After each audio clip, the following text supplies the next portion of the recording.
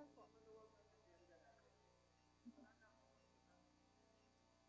may SFA dito.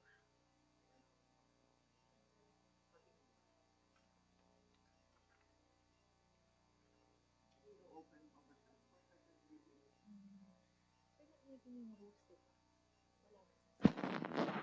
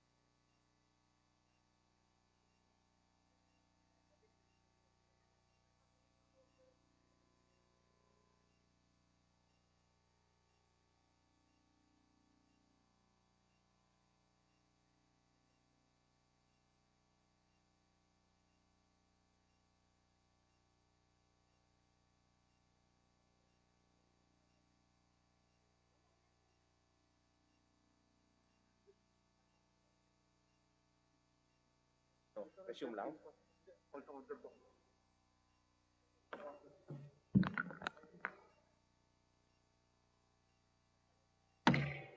The session is called to order. Please rise for the singing of the national anthem.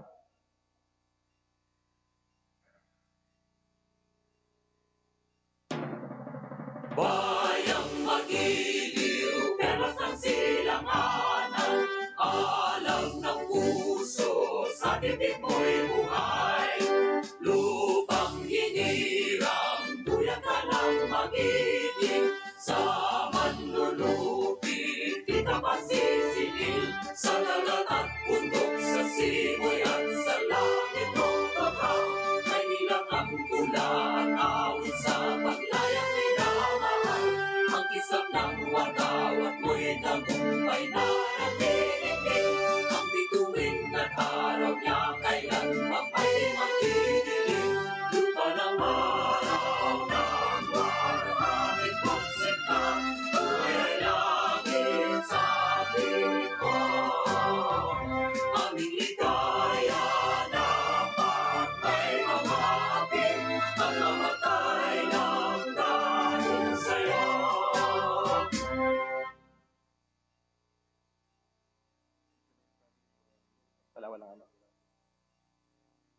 Please remain standing for a minute of silent prayer.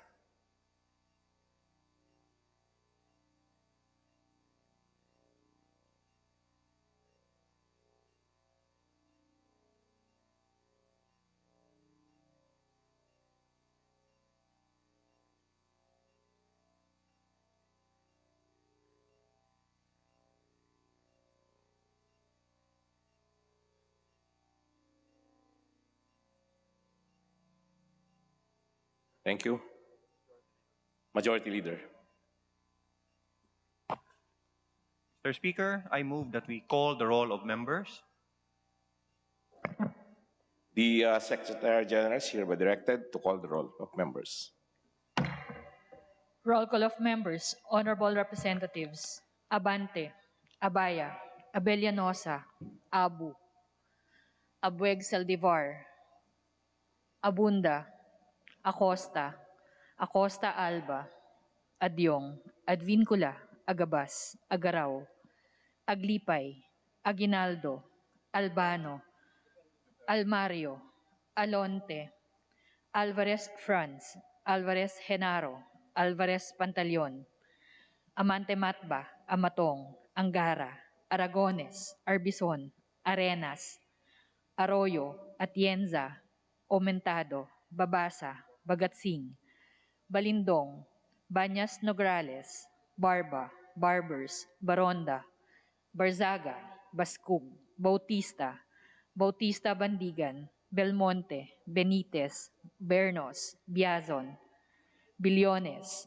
Biron, Bolilia, Bondok, Bordado, Bravo, Brosas, Bulut, Bustos, Kabatbat, Cabochan, Cabredo, Cagas, Calderon, Calixto, Caminero, Campos, Canama, Kawagdan, Cardema, Cari, Castelo, Castro Franz, Castro Fredenil, Cayetano Alan, Cayetano Laarni, Celeste, Chato, Chipeco, Chungalao, Co Angelica, Co Elizaldi, Co Juanco, Colliantes, Crisologo, Cuwa, Quaresma, Cueva, Culyamat, Dagook, Dalipe, Dalog, Daza, De Jesus, De Venecia, Defensor Lawrence, Defensor Michael, De Los Santos, De Loso Montalia, Dimaporo Abdullah, Dimaporo Khalid, Duavit, Duhali, Duterte, D. Faustino Ino, D. Faustino Michael, D. Ian, Ebcas, Ecleo, Elago, Enverga, Erice, Erigel, Ermita Buhain, Escudero, Espina, Espino, Estrella, Fariñas Ria, Fariñas Rudis, Fernandez, Fernando, Ferrer Juliet, Ferrer Luis, Flores, Fortun, Fortuno, Frasco, Fuentebella, Gaite, Garbin, Garcia Jose Enrique, Garcia Pablo Jan, Garcia Vincent, Garin Janet, Garin Sharon, Gasataya, Gatchalian, Gato, Heron, Go-Ed, Go-Mark, Gonzaga, Gonzales Aurelio, Gonzales Neptali, Gonzales Sandro, Goriseta, Gico, Gulyas, Guya, Haresco, Hataman, Hernandez, Herrera D, Hofer, Haloshos, Javier,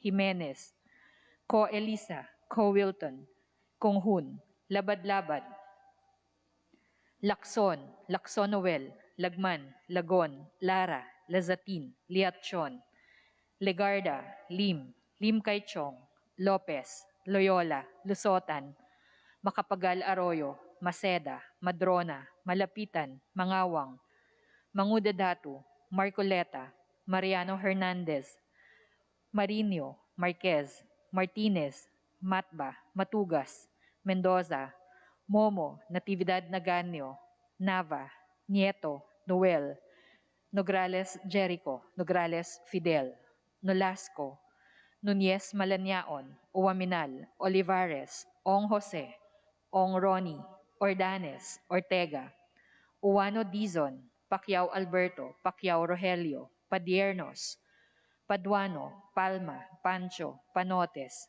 Peña, Pichay, Pimentel, Pineda, Plaza, Puno, Kimbo, Radaza, Ramirez Sato, Remulla, Revilla, Reyes, Rivera, Robes, Rodriguez, Roman, Romero, Romualdez Martin, Romualdez Yeda, Romualdo, Romulo, Roque, Sakdalan, Sagarbaria, Sakaluran, Salceda, Salimbangon, Salo, Salvador Tambunting, Sanchez, Sangkopan, Santos Recto, Sarmiento, Saulug, Saveliano, Xiao, Silverio, Singson, Singson Mihan, Sinsuwat, Swansing Estrelita, Swansing Horacio, Suarez Aleta, Suarez David, Suntay, C. Alvarado, Taduran, Talyado, Tan Alaisa, Tan Angelina, Tan Samir, Tan Sharian,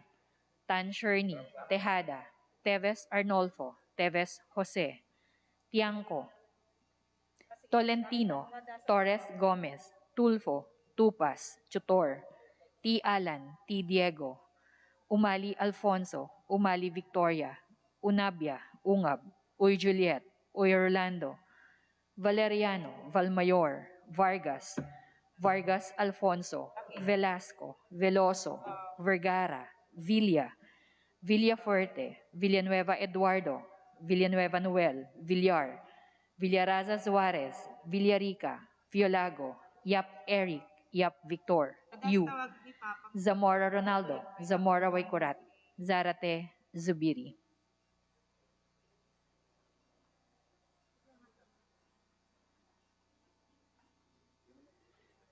Madam Speaker, the roll call shows that 298 members responded to the call. With 298 members that responded to the call, the chair declares the presence of a quorum. Majority Leader. Madam Speaker, I move that we proceed with a reference of business. May I request that the Secretary General be directed to read the titles of the bills and resolutions on first reading, as well as our committee reports and communications. The Secretary General is directed to read the titles of the bills and resolutions. Reference of business, bills on first reading, House Bill number 10584, establishing an agricultural pension fund to provide pension benefits to farmers and fisherfolk, by Representative C. Alvarado. To the Committee on Poverty and Alleviation. House Bill number 10585, increasing the compensation of social workers in government service, by Representative C. Alvarado. To the Committee on Social Services. House Bill numbers 10586 and 10587, providing incentives, retirement, and other benefits to all force multipliers, by Representative C. Alvarado. To the Committee on Public Order and Safety. House Bill number 10588, providing paid sick leave for employees and their families with chronic conditions, by Representative C. Alvarado. To the Committee on Labor and Employment. House Bill numbers 10592 to 10607, establishing TESDA training and assessment centers in certain barangays in Cagayan de Oro City by Representative Rodriguez. To the Committee on Higher and Technical Education. Resolution. House Resolution 2404 urging the Committee on Agriculture to investigate and to call for the cancellation of all pending animal disease diagnostic laboratory projects funded by the United States Defense Threat Reduction Agency by Representatives Zarate, Gaite, and Kulyamat. To the Committee on Rules. Communications. Letters dated September 9 and November 29, 2021 of the BSP Deputy Director, Office of the General Counsel and Legal Services, transmitting to the House duly certified copies of certain BSP issuances. To the Committee on Banks and Financial Intermediaries. Letter dated October 7, 2021 of the Vice President for Luzon South League and Governor of Oriental Mindoro, submitting to the House copies of their quarterly physical and financial reports of operations for the quarter ending June 30, 2021 of the CMGP for road repair, rehabilitation, and improvement under LGSF. To the Committee on Local Government. Letter dated October 14, 2021 of the DOTR Undersecretary for Finance, transmitting to the House a copy of their quarterly report of revenue and other receipts for quarter ending June 30, 2021. To the Committee on Transportation. Letter dated October 22, 2021 of the Executive Director in Charge, Construction Industry Authority of the Philippines, transmitting to the House a copy of their AAPSI on their audit observations and recommendations of COA for calendar year 2020. To the Committee on Public Works and Highways. Letter dated October 25, 2021 of the Secretary of Health and PNAC Chairperson, furnishing the House with a copy of their PNAC 2020 Annual Report. To the Committee on Health. Letter dated October 29, 2021 of the NDRRMC Chairperson and Secretary of National Defense, submitting to the House a copy of their NDRRMC Accomplishment Report for calendar year 2020. To the Committee on National Defense and Securities. Report number December 9, 2021 of the Secretary General of the House of Representatives on enrolled copies of the consolidated version of Senate Bill 1933 and House Bill number 8998, which were returned to the Senate and to be submitted to the Office of the President for His Excellency's consideration and signature pursuant to Section 18H, Rule 6 of the Rules of the House. Committee reports. Report number 1379 of the Committee on Transportation and House Bill number 10612. Report number 1380 on the Committees on Tourism and Appropriations. On House Bill number 10617, Report number 1381 of the Committee on Natural Resources. On House Bill number 10618, Report numbers 1382 and 1383 of the Committee on Foreign Affairs. On House Resolution 2409 and House Concurrent Resolution 23. All aforementioned committee reports are referred to the Committee on Rules. Majority Leader.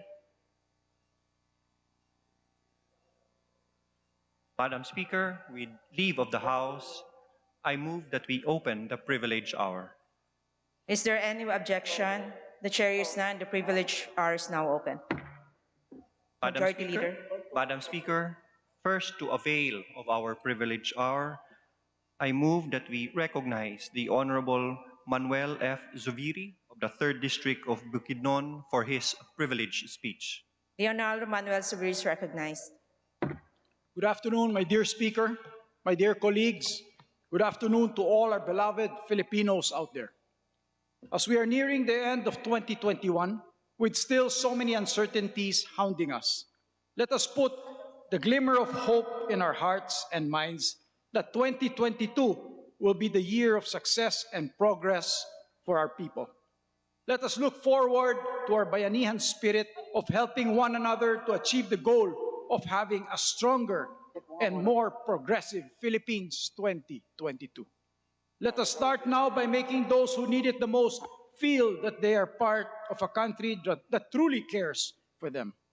Now that the BICAM is nearing the end, let us make sure that we are investing in people instead of programs and projects that will not ensure the future of our populace. We need to invest in programs that will create more food, that will keep our people away from going hungry, and potable water projects and programs nationwide that will quench the thirst of our nation. Taking the cue from the World Food Program and other food organizations, food prices will rise fertilizers will not only be expensive but scarce, hence lesser food production worldwide.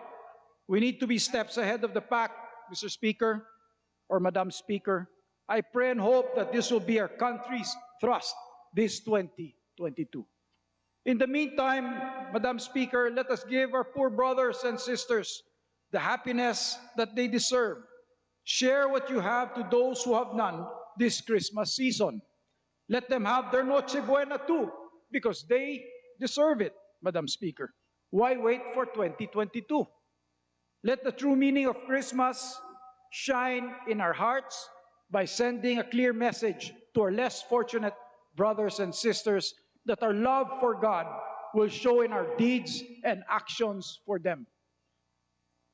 Hindi lang po sa salita, pero sa gawa, Madam Speaker. Ipakita natin sa kapwa nating Pilipino ang ating pagmamahal kay Kristo sa ating pagbigay ng tulong sa kanila.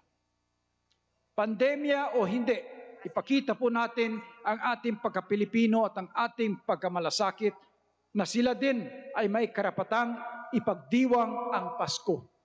It is not how much we give, but how much love we put into giving. Hindi kung gaano kalaki ang ibinigay natin, kundi kung gaano kalaki ang pagmamahal na ibinigay natin, Madam Speaker. This is coming from Mother Teresa. Christmas is most truly Christmas when we celebrate it by giving the light of love to those who need it the most. Ang Pasko ay tunay na Pasko kapag ipinagdiriwang natin ito sa pamamagitan ng pagbigay ng pagmamahal sa mga taong higit na nangangailangan nito, Madam Speaker. This is from Ruth Carter, Stapleton. As I've said it before, Madam Speaker, what you do today will always echo in eternity. Marami pong salamat, Madam Speaker. Maligayang Pasko po sa ating lahat. Sa ating mga igsoon, ako mapalangga o igsoon nato sa Mindanao, malipayang Pasko kaninyong tanan. And of course, to all our frontliners who have done so much for us, who have risked their lives to make sure that we are in existence right now. Marami pong salamat. Saludo po ako sa inyong lahat ng mga frontliners. Salamat po, Madam Speaker. Mahal kita, Pilipinas. And may God bless us all. Salamat. Maraming salamat po. Majority Leader.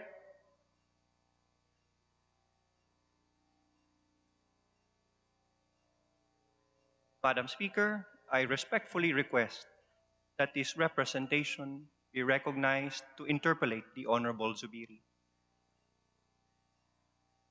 I accept, Madam Speaker. The Honorable Lawrence Defensor is recognized. Madam Speaker, may I know if the Honorable Zubiri will yield to a few questions from this representation? Yes, Madam Speaker. I will do my best to answer the questions of Congressman Defensor.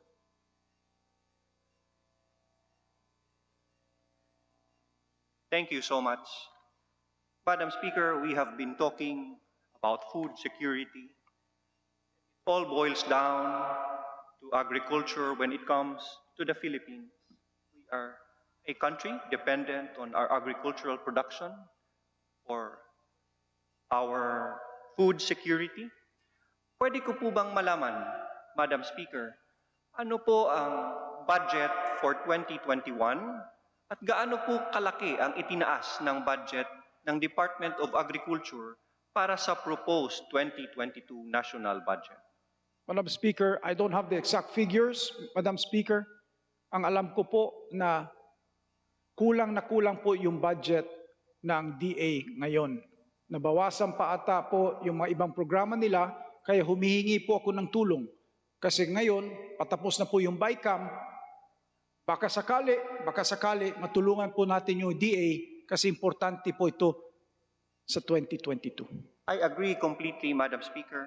Based on the National Expenditure Program, ang proposed budget po ng Department of Agriculture ay nasa mga 90 billion po. Compared sa ibang departamento, our food security and our sustainability as a nation is dependent on how we support the agricultural sector in the country. Malaman ko lang po sana, pagdating po sa world food prices, ano po ang nakikita ni Honorable Manny Zubiri na solusyon para sa Pilipinas para tayo ay maging independent din naman pagdating sa pagkain, sa produksyon, at para makatulong sa mga mahihirap nating kababayan. Madam Speaker, dapat po suportahan natin yung mga programa, no? Doon mga grassroots program, all the backyard farming and all the small scale farming, no, for the production of our food, no, for the Philippines, for our country. Kulang po sa suporta all the way down to the grassroots. Alam ko po, meron silang tulong sa ating mga farmers, tag 5,000 lang po. Pero I don't know if this can be sustained. I don't know if this is enough for a small farmer. Kasi magkano po isang bag ng fertilizer ngayon? Sobra-sobra na. I think umaabot na po ng 3,000, 4,000 ang isang bag. Kulang po yan. No? At saka yung mga inputs na kailangan nila, yung mga binhi po. No? So I think dapat talaga i-review nila yung kanilang mga programa at saka yung mga budget na binibigay ng DA doon sa ating mga farmers. No? Kasi wala din po silang magawa, maski na po gusto nila magtulong, pero kung maliit lang po yung budget ng DA, ang sinasabi po ni Congressman Defensor, kung 90 billion, tignan nyo po yung 90 billion na yan, i-compare nyo po, no, sa ilang trillion po. Umaabot ata ng sobrang higit na 4 trillion ang ating budget. Magkano lang po yung 90 billion? That is only a fraction of the 4+ trillion budget of the country for 2022. So I think with the knowing that the prices of food, fertilizer, and all the other inputs for food production will go up because this is worldwide. Hindi lang po ito sa Pilipinas, pero sa buong sa the whole world po ito, yung prices po, hindi lang sa ating bansa o sa Asia. So this will increase the food prices for 2022, they say by 30%. Ang reference ko po sa World Food Program at saka sa BBC po. Thank you. Madam Speaker, ang budget po natin sa agriculture is less than 2% of our national GDP. Napakaliit po niyan kumpara sa ibang mga bansa who were successful in helping their agriculture sector like Vietnam, like China, and Thailand. Noong panahon po ng pandemya, nang nag-lockdown ang ating bansa, napaka-importante po ng pagkain. At kung mangyari po ulit ang isang pandemya na wala tayong food security o napakamahal ng pagkain sa ating bansa dahil hindi natin kayang mag-produce ng sarili nating ipapakain sa ating mamamayan. Naniniwala po ba si Honorable Zubiri na kung may panahon ng krisis o pandemya tulad ng COVID-19, ang mga pangarap po natin para sa mga anak natin na maging abogado, na maging accountant, hindi po yun ang solusyon sa ating magiging problema pagdating sa pagkain at pandemya. But it is the farmers who will feed us in times of crisis and in times of a pandemic. Napakahalaga po at nakakalimutan ng ating gobyerno ang pagpapahalaga sa ating mga magsasaka na nagpapakain sa ating lahat, mayaman ka man o mahirap. Kung lakihan man po natin ang budget ng Department of Agriculture, mayroon po tayong direct subsistence assistance sa ating mga farmers. Dapat po meron din tayong mga ancillary support na budget para sa ating mga farmers. Ibigay ko na lang po isang halimbawa sa aking distrito. The National Irrigation Administration, through the efforts of Senator Frank Drilon, is currently constructing an 11 billion dam to help irrigate the province of Iloilo, especially the 3rd Congressional District, kung saan po ay 5 sa aking mga bayan ang matutulungan. Sa ngayong budget po, I have an 11 billion dam to help irrigate the farms in the 3rd District of Iloilo.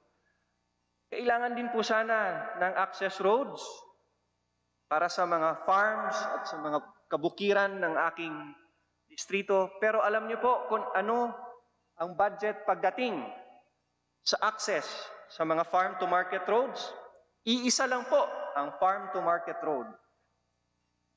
And I am sure that all the agricultural congressional districts in the Philippines have the same predicament as my district is having right now.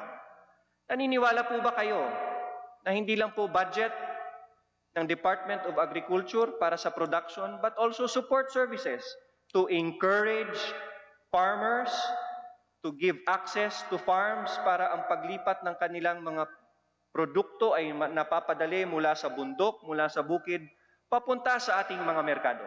Tama po ba yan, Madam Speaker? Yes, Madam Speaker, tama po yan. Yung sinabi po ni Congressman Defensor, sa akin po, sa aking listahan, importante po yung farm-to-market roads, yung post-harvest facilities, subsidy for seeds and fertilizer, yung ating proper implementation sa ating mga irrigation system, at saka yung technical knowledge, ang technical skills training na kailangan ng ating mga farmers. Hindi lang po hindi po maliit na bagay yan. Malaking investment po yan. The problem is, kulang na kulang po yung kanilang budget sa DA, Madam Speaker. So tama po yan, yung sinasabi ni Congressman Defensor. Madam Speaker, nagpapasalamat po ako kay Honorable Zubiri sa pagbigay atensyon sa pagtaas ng presyo ng bilihin lalo na sa pagkain. It is of utmost importance that food as one of the primary need of people, especially sa ating survival pagdating ng isang pandemya o krisis. Nagpapasalamat po ako sa kanya for giving due attention, especially in today's plenary session. At sana po matugunan ang mga pangangailangan ng ating mga farmers sa ating bansa. Maraming salamat, Madam Speaker. Maraming salamat po, Madam Speaker. Pero lastly, Madam Speaker, it is important kasi itong mga balita po o mga news na nakukuha ko, this is a fact, Madam Speaker. If we don't act on this now, we will have a difficult time this coming 2022. I think we should put a bigger importance to food production because we are a net importer of food and not a net exporter. So dapat malagyan po ito ng importansya yung hinihingi po namin ni Congressman Defensor. Marami pong salamat. Mabuhay po tayong lahat. Maraming salamat. Majority Leader.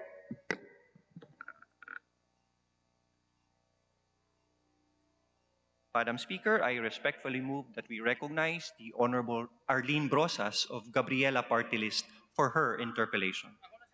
The Honorable Arlene Brosas is recognized. Thank you, Madam Speaker. Maraming salamat, Madam Speaker. Will the good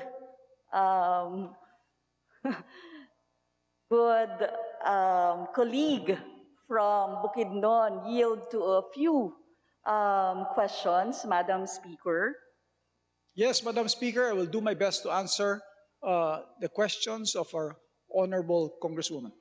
Thank you, Madam Speaker. Madam Speaker, actually, October po, no, minamarkahan natin ang World Food Day, no? At ngayon ay Disyembre na. Pero, Madam Speaker, ang gusto siguro nating tanungin, no, sa ating colleague, sa ating honorable colleague, ay ano na ba ang ginawa ng Duterte administration kaugnay sa World Hunger Day na usapin, no? Unang-una, paano po masasabi, no, sa kasalukuyan na may mga policies na ginawa ang gobyerno na ito para tulungan ang mga mahihirap natin, lalo sa kasalukuyan, during the pandemic, no? Sa usapin ng presyo ng palay.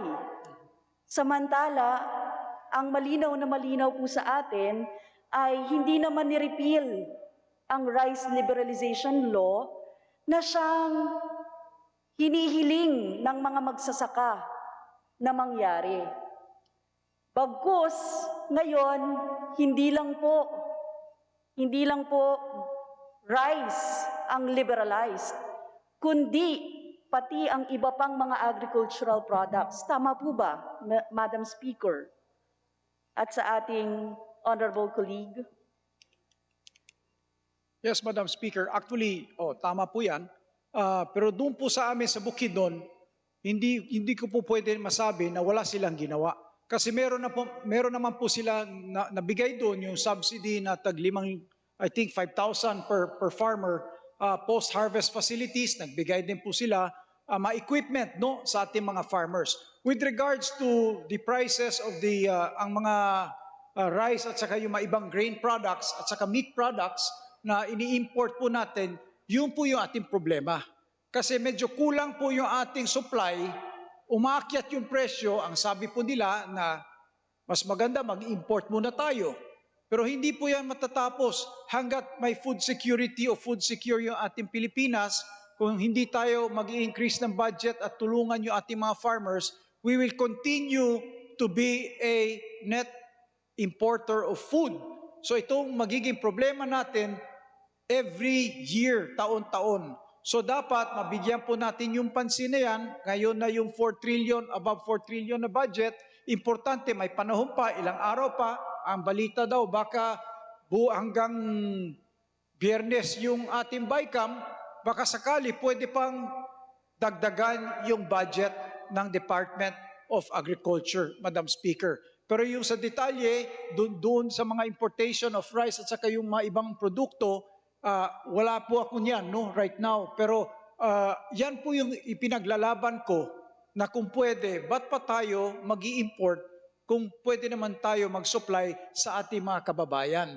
Yun po yung sinasabi ko noon pa.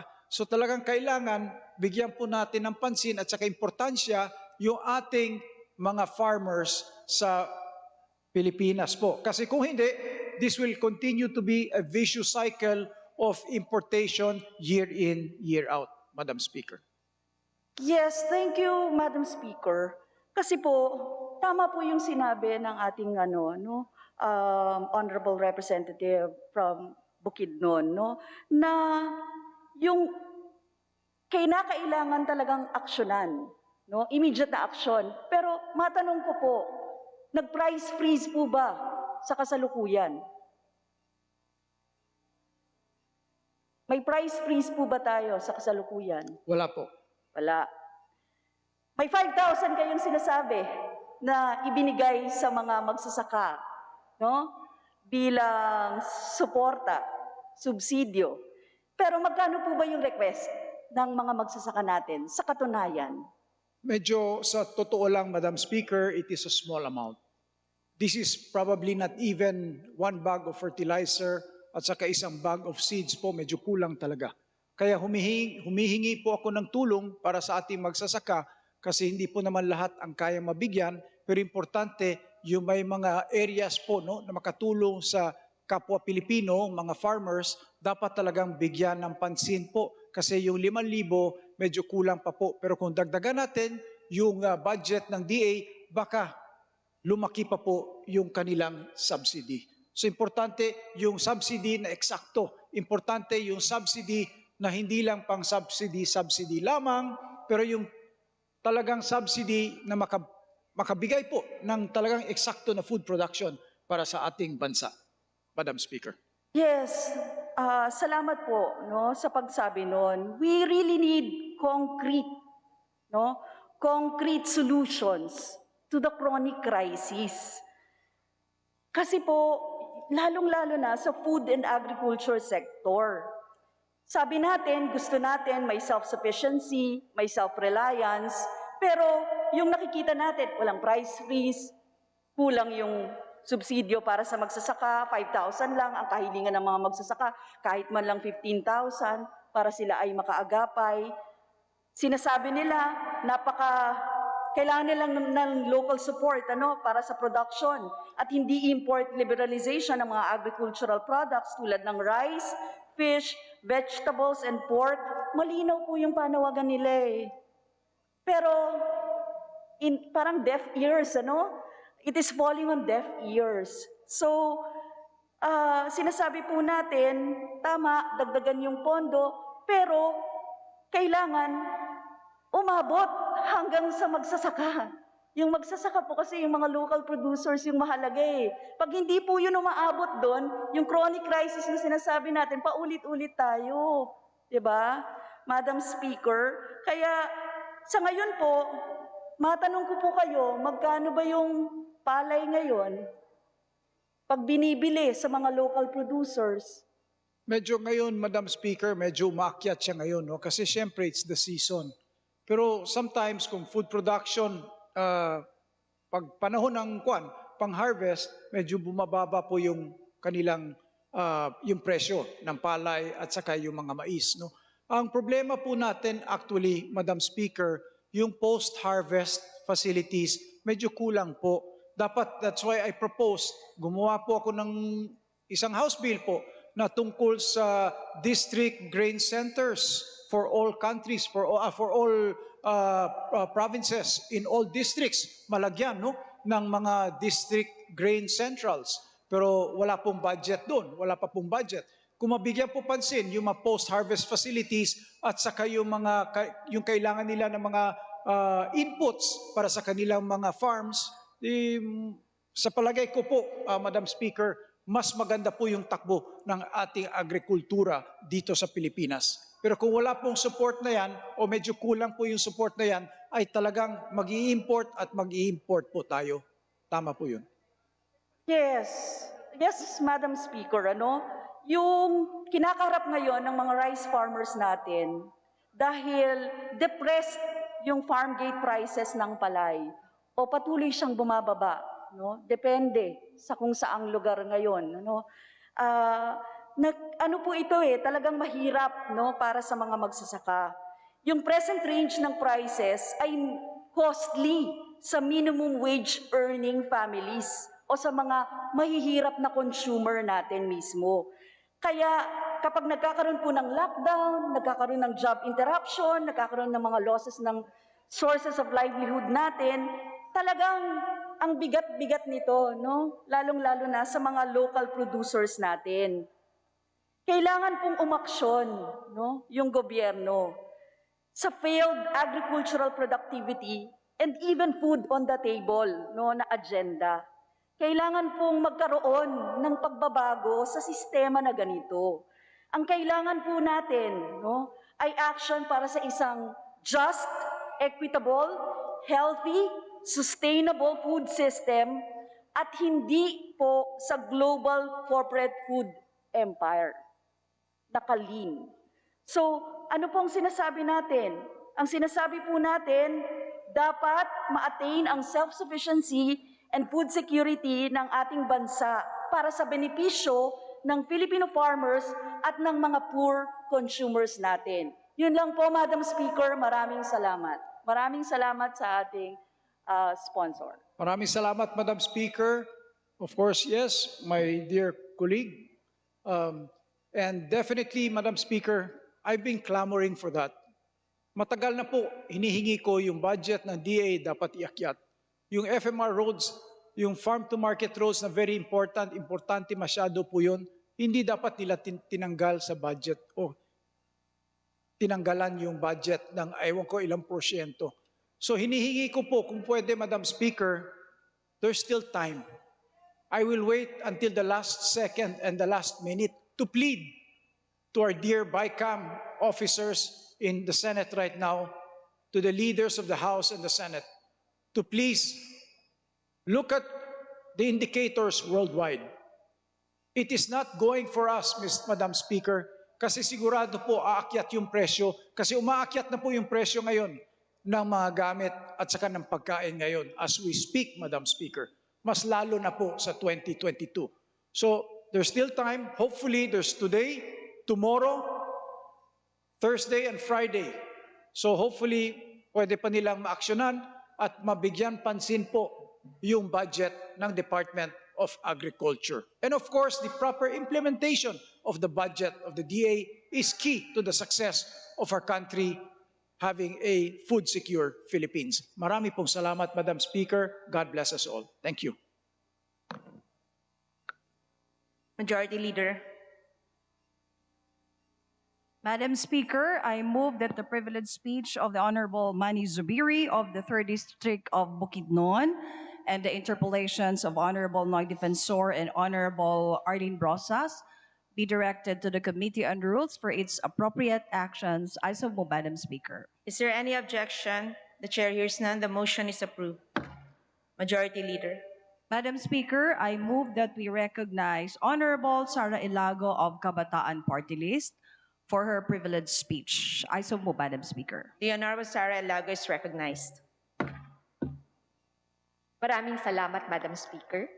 Isang mainit na pagbati mula sa Kabataan Party List ngayong Disyembre, huling buwan ng taong 2021 at panahon rin ng Pasko sa lahat ng nagdiriwang at gumugunita nito. Sa ating paggunita ng pandaigdigang araw ng mga karapatang pantao at 18 araw para labanan ang abuso at wakasan ang karahasan na nararanasan ng mga kababaihan at bata, nakita at nabalikan natin ang mga kasalukuyang kalagayan, mga hamon at mga dapat pang gawin ng mga kabataan na tinipon natin sa 9 na punto ng pag-asa, paninindigan at pagkakaisa. Unang-una dito, Madam Speaker, ay ang edukasyong ligtas, abot kamay at dekalidad para sa lahat. Ang edukasyon ay batayang karapatan na dapat natatamasa ng lahat. Ito ay kritikal na sangkap ng pagsasakatuparan ng iba pang fundamental na kalayaan sa isang demokratikong lipunan. Sa gitna ng pandemya, pinakahuling nagbukas ang mga paaralan sa primarya at pangunahin ang edukasyon sa Pilipinas. Lubos na naapektuhan ang edukasyon at humarap sa mayor na krisis, dulot ng kawalan ng maagap at siyentipikong tugon sa pandemya. Madam Speaker, ngayong nagsimula na ang pilot implementation ng face-to-face classes sa basic education, ang ating hangad ay ang tagumpay nito at mas marami pang makalahok. This is not only necessary but long overdue. Malakas na panawagan ng mga kabataan ng ligtas na balik eskwela at kritikal ang pilot testing para sa mas malawakan na muling pagbubukas ng mga paaralan sa buong bansa mula sa low-risk areas. Matagal na ring naghahanda ang mga eskwelahan para magsagawa ng face-to-face classes at magpatupad ng angkop na hakbang na pangkalusugan sa eskwelahan. Nananawagan kami sa Bicameral ng 2022 budget na dagdagan ang pondo para sa pagbubukas ng face-to-face classes, para sa health personnel, gayon din sa water, sanitation at hygiene facilities, at mga COVID-19 mitigation strategies sa schools. Dapat ring lagyan ng pondo ang student aid, iba pang ayuda para sa lahat, gayon din ang pagtitiyak ng pagbabakuna at abot kamay na COVID-19 vaccine information para sa estudyante at mga education stakeholders. Sinusuportahan rin ng kabataan ng panawagan para sa hazard pay at special risk allowance para sa mga teachers at education support personnel. Mula sa ating mga tagumpay para sa libreng edukasyon sa kolehiyo, kayang-kaya nating kamtin ang ating aspirasyon na edukasyong ligtas, abot kamay at dekalidad para sa lahat. Ang pangalawa dito, Madam Speaker, ay ang batayang serbisyong panlipunan. Nananatiling kapos ang pondo sa kalusugan kumpara sa laki ng pangangailangan para sa tuloy-tuloy, abot kamay, sapat at dekalidad na serbisyo, lalo na sa mga pampublikong ospital. Kaya naman, dapat na itaas sa 10% ng ating GDP ang pondo para sa kalusugan sang-ayon sa mga pandaigdigang pamantayan. Ito ay magpapataas rin ng kapasidad ng mga ospital, hindi lang upang makatanggap ng mas maraming pasyente, kundi para matiyak ang tamang kompensasyon at proteksyon ng mga healthcare workers. Ilan pa sa mga panawagan ay ang pagpapababa ng singil sa mga batayang pangangailangan, hindi lang sa mga utilities tulad ng kuryente, tubig at gasolina, ngunit upang matiyak din ang mga batayang pangangailangan sa panirahan. Dapat nang pigilan ang mga demolisyon at magpatupad ng subsidized mass housing program para sa mga maralita. Itindig ang isang mabisa, dekalidad at abot-kayang pangmasang transportasyon at itigil ang jeepney phase-out. Kasama na rin dito, Madam Speaker, ay ang paglalaan ng pondo para sa sapat at agarang ayuda para sa mamamayang maapektuhan ang trabaho at hanap buhay sa panahon ng pandemya. Ang ating isinusulong na 10,000 na bawat asakada pamilya na bawat buwan sa loob ng 2 buwan o lahat ng mga wala o nawala ng trabaho sa gitna ng pandemya, kasama na ang 100 pesos na emergency wage allowance para sa mga mayroong trabaho, agricultural productivity subsidy para sa mga magsasaka, at ayuda para sa mga micro, small, medium enterprises. Ang pangatlo sa mga panawagan na ito, Madam Speaker, ay ang nakabubuhay na sahod at trabaho para sa lahat. Bilang malaking bahagi ng mga manggagawa sa bansa, ipinaglalaban ng mga kabataan ang karapatan sa trabaho at nakabubuhay na sahod. Dapat na bigyang halaga ang pagkakaroon ng kasiguruduhan sa trabaho at iwaksi ang mga pulisiyang nagtataguyod ng kontraktualisasyon. Magtakda ng 750 pesos na national minimum wage, sikaping bumuo at magpalakas ng sariling mga industriya sa bansa upang makalikha ng maraming disenteng trabaho para sa mga Pilipino at itigil na ang lahat ng forma ng mga atake laban sa mga manggagawa at mga unionista. Pang-apat dito, Madam Speaker, ay ang tunay na reformang agraryo. Kalima, mabuting pamamahala at pagwawakas ng kahit anong forma ng tiraniya o abuso sa kapangyarihan. Pang-anim ay ang tungkol sa karapatan, pagtataguyod ng katarungan, pagpapalakas ng sistema ng hustisya sa ating bayan tungo sa landas ng kapayapaan. Pampito ay ang pagtindig para sa pambansang soberanya. Pangwalo, ang pangangalaga sa kalikasan at aksyong pangklima. Nararapat lamang natutulan at ibasura ang mga kautusan at patakarang nakasisira ng ating kalikasan.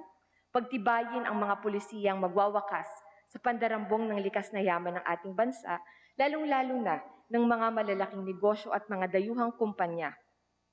Magpatupad ng mga programang makatutulong sa rehabilitasyon at pagpreserba ng ating mga likas na yaman. Ikasyam at huli, ngunit maaari pang madagdagan sa ating mga susunod na mga konsultasyon o mga talakayan kabataan o mga pagdinig ng mga komite dito sa Kongreso ay ang pagkapantay-pantay ng kasarian at paglaban sa diskriminasyon. Madam Speaker, ito ang pagpapatuloy ng ating paninindigan para sa karapatan at kagalingan ng lahat ng mamamayang Pilipino upang pawiin ang lahat ng forma ng pagsasamantala at diskriminasyon sa mga kababaihan at LGBTQIA+ at pagtataguyod ng paglahok nila sa ating lipunan. Dapat pakinggan ang kanilang mga hinaing hinggil sa mga batas at programang makakaapekto sa kanila.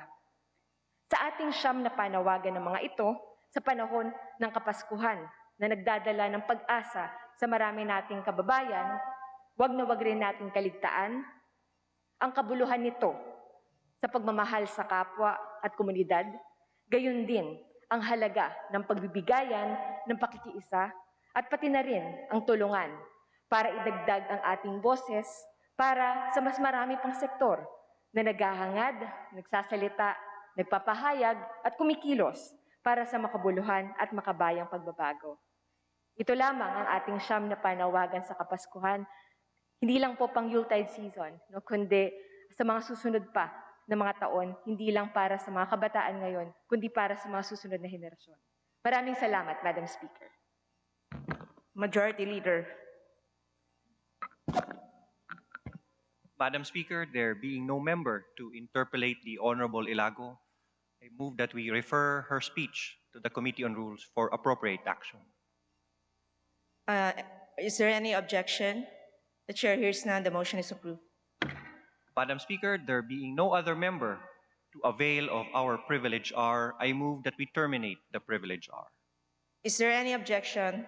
The chair hears none. The privilege R is hereby terminated. Majority Leader. Madam Speaker, I move that we consider House Bill number 10560 under Committee Report number 1356, and may I request that the Secretary General be directed to read the title of the bill. The Secretary General is directed to read the title of the measure. House Bill number 10560, an act expanding the coverage of the tertiary education subsidy, amending for the purpose Republic Act number 10931, otherwise known as the Universal Access to Quality Tertiary Education Act.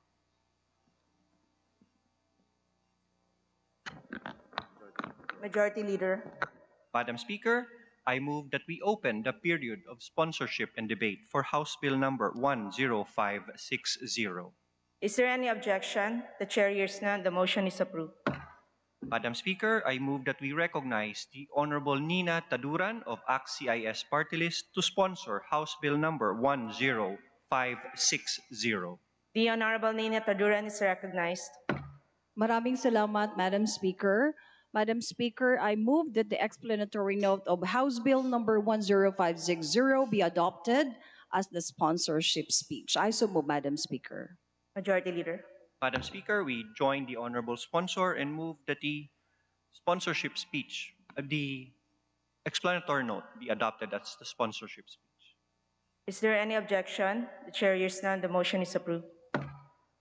Madam Speaker, there being no member to interpolate the sponsor for House Bill 10560, I move that we close the period of sponsorship and debate. Is there any objection? The chair hears none. The motion is approved. Majority Leader. Madam Speaker, I move that we open the period of amendments. Is there any objection? The chair hears none. The motion is approved. Madam Speaker, I move that we open the period of committee amendments. Is there any objection? The chair hears none. The motion is approved. Madam Speaker, there being no committee amendments, I move that we close the period of committee amendments. Is there any objection? The chair hears none. The motion is approved. Madam Speaker, I move that we open the period of individual amendments. Is there any objection? The chair hears none. The motion is approved. Madam Speaker, there being no individual amendments for House Bill number 10560, I move that we close the period of amendments. Is there any objection? The chair hears none. The motion is approved. Madam Speaker, I move that we approve on second reading House Bill number 10560. All those in favor say aye. Aye. Those are against say nay. The ayes have it. House Bill 10560 is hereby approved on second reading. Thank you, Madam Speaker. Madam Speaker, I move that we consider House Bill number 10561 under Committee Report number 1357, and may I request that the Secretary General be directed to read the title of the bill. The Secretary General is directed to read the title of the bill. House Bill number 10561, an act establishing an enterprise-based education and training program and appropriating funds therefor. Majority Leader. Madam Speaker, I move that we open the period of sponsorship and debate for House Bill number 10561. Is there any objection? The chair hears none. The motion is approved. Madam Speaker, I move that we recognize the Honorable Nina Taduran to sponsor House Bill number 10561. The Honorable Nina Taduran is recognized. Thank you, Madam Speaker. Madam Speaker, I move that the explanatory note of House Bill number 10561 be adopted as the sponsorship speech. I so move, Madam Speaker. Majority Leader. Madam Speaker, we join the sponsor and move that the explanatory note be adopted as the sponsorship speech. Is there any objection? The chair hears none. The motion is approved. Madam Speaker, I move that we open the period of amendments for House Bill number 10561. Is there any objection? The chair hears none. The motion is approved. Madam Speaker, there being no committee or individual amendments to House Bill 10561, I move that we close the period of amendments. Is there any objection? The chair hears none. The motion is approved. Madam Speaker, I move that we approve on second reading House Bill number 10561. Those are in favor say aye. Aye. Those are against say nay. The ayes have it. House Bill 10561 is now approved on second reading. Majority Leader.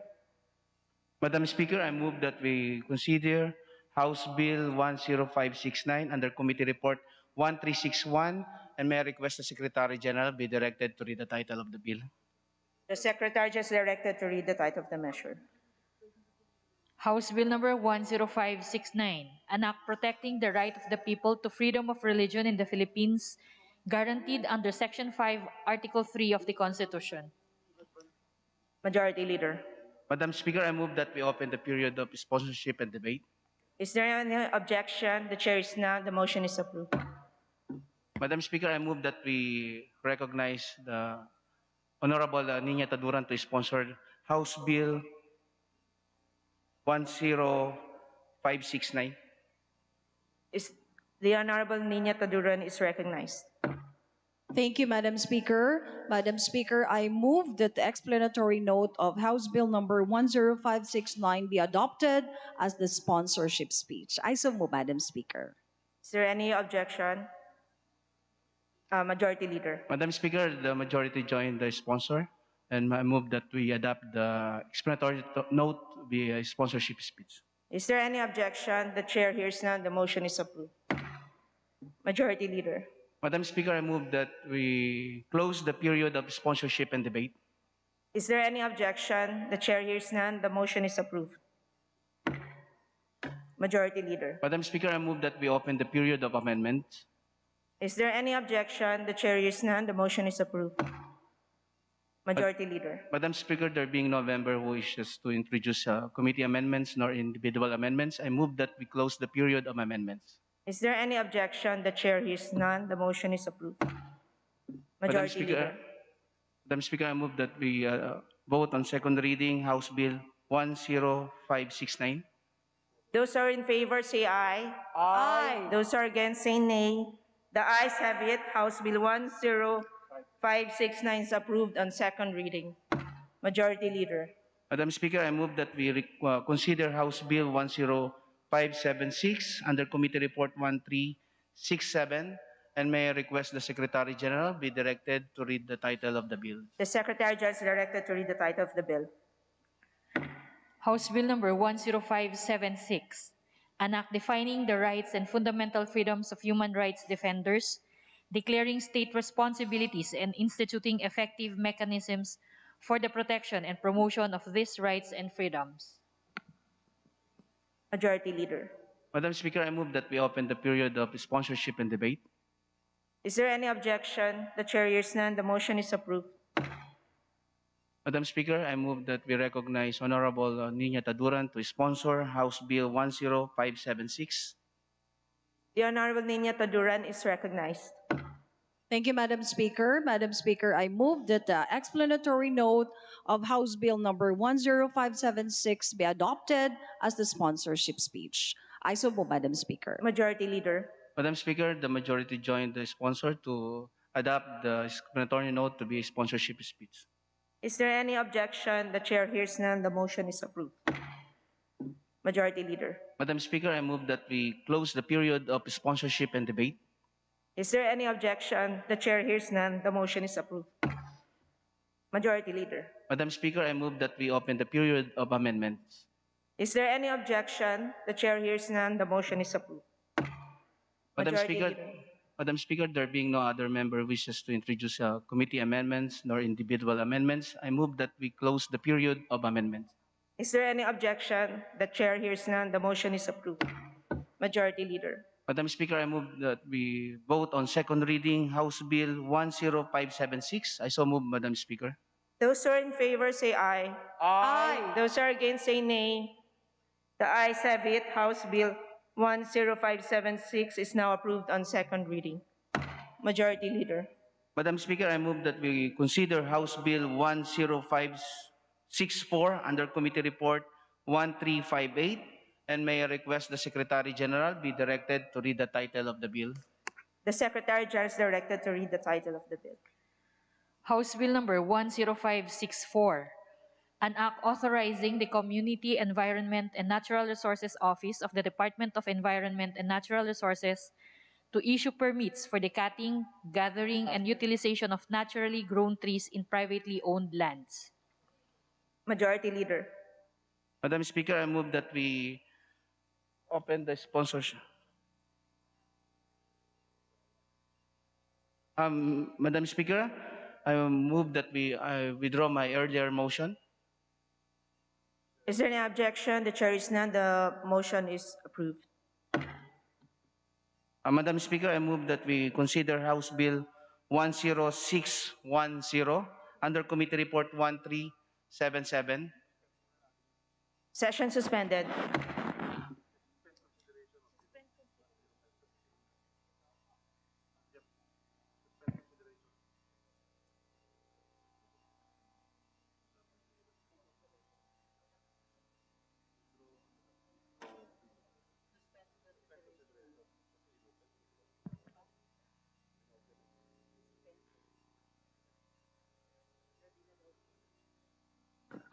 Session resumed. Madam Speaker, I move Majority to, Leader.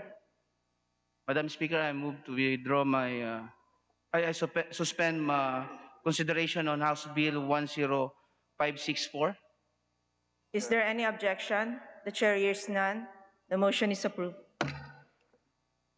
Madam Speaker, I move to consider House Bill 10610 under Committee Report 1377.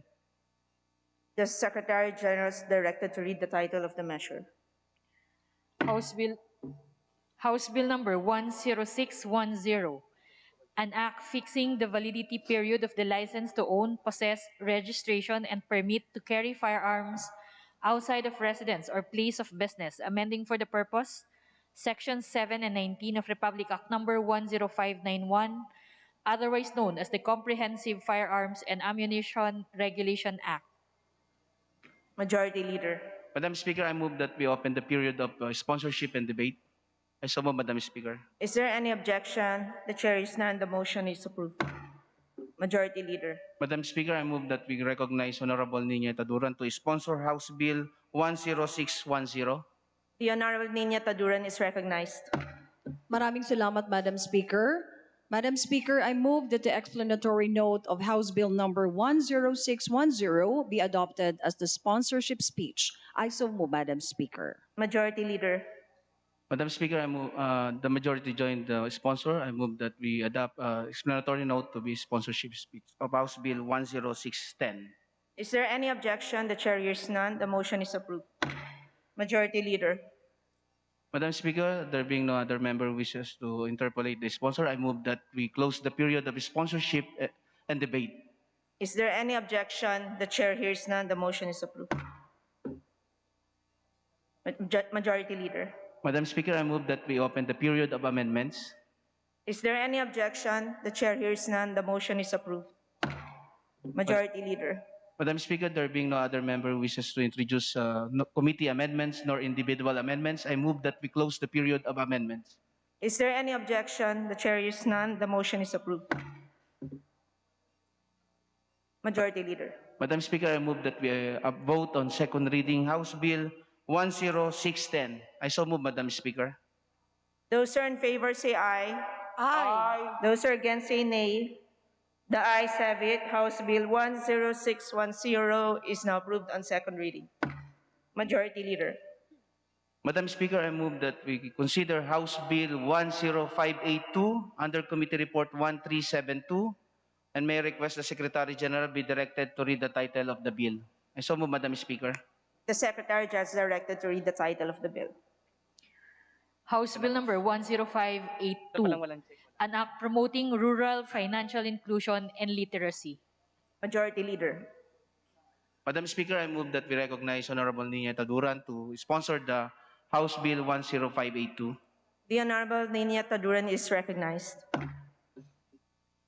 Maraming salamat, Madam Speaker. Madam Speaker, I move that the explanatory note of the House Bill number 10582 be adopted as the sponsorship speech. I so move, Madam Speaker. Majority Leader.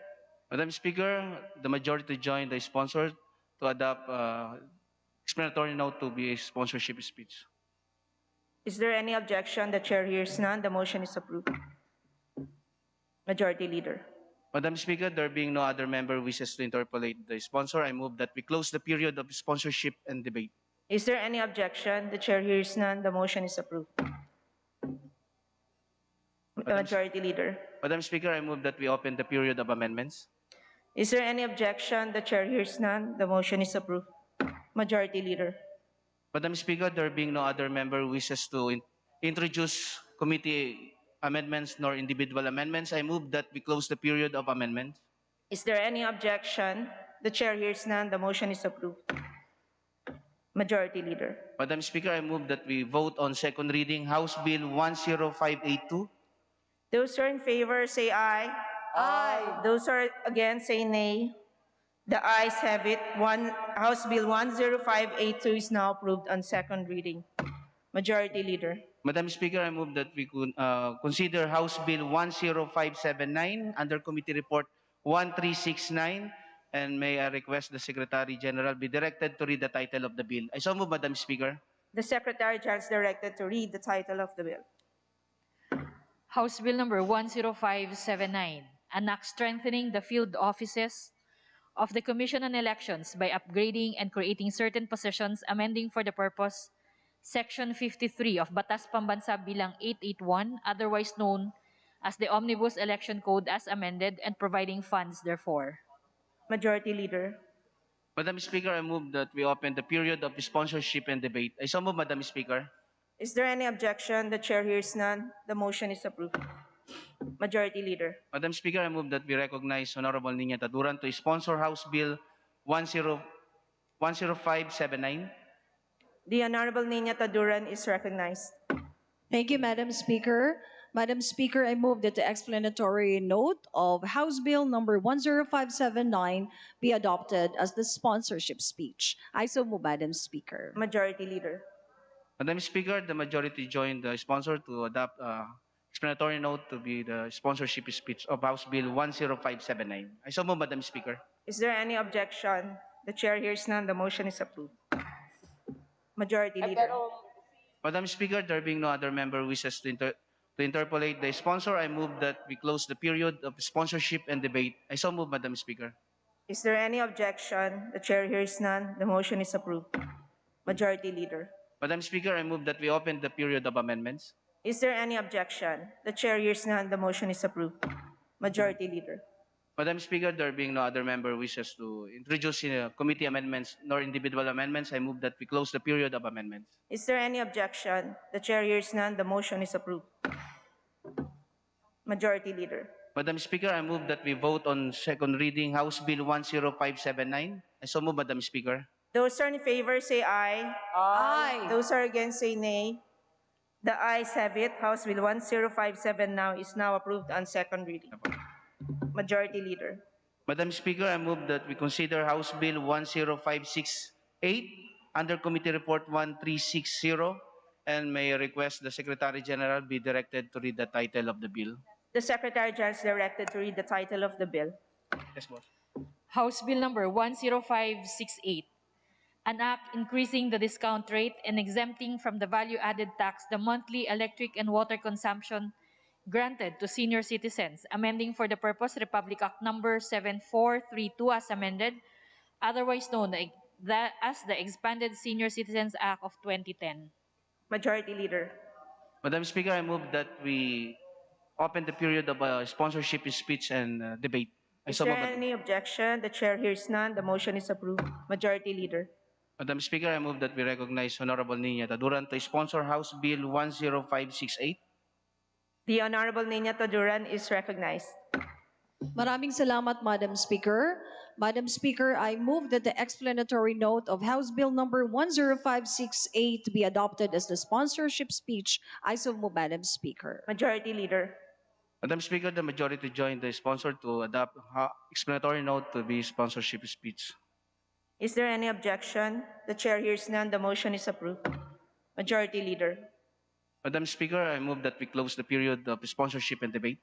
Is there any objection? The chair hears none. The motion is approved. Majority Leader. Madam Speaker, I move that we open the period of amendments. Is there any objection? The chair hears none. The motion is approved. Madam Speaker, there being no other member who wishes to introduce committee amendments nor individual amendments, I move that we close the period of amendments. Is there any objection? The chair hears none. The motion is approved.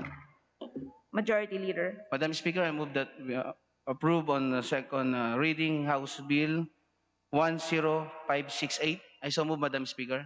Those who are in favor say aye. Aye. Those who are against say nay. The ayes have it. House Bill 10568 is now approved on second reading. Majority Leader. Madam Speaker, I move that we consider House Bill number 10581 under Committee Report number 1371, and may I request that the Secretary General be directed to read the title of the bill.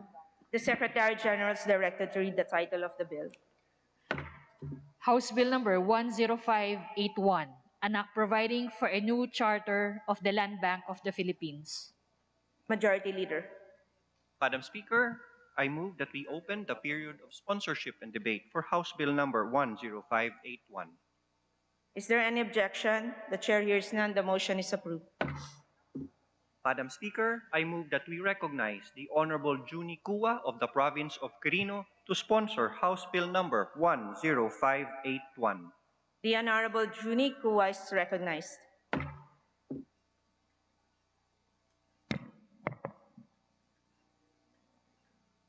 Mr. Speaker, Yes, Honorable Juni Kua, you may proceed. in the interest of time, may I move that we adopt the explanatory note of House Bill 10581 under Committee Report 1371 as the sponsorship speech, Your Honor, Mr. Speaker, Madam Speaker. Majority Leader. Madam Speaker, we join the sponsor in his motion to adopt the explanatory note as the sponsorship speech of House Bill number 10581. Is there any objection? The chair hears none. The motion is approved. Madam Speaker, I move that we recognize the Honorable Ferdinand Gaite of Bayan Muna Party List for his interpellation of House Bill number 10581. The Honorable Gaite is recognized.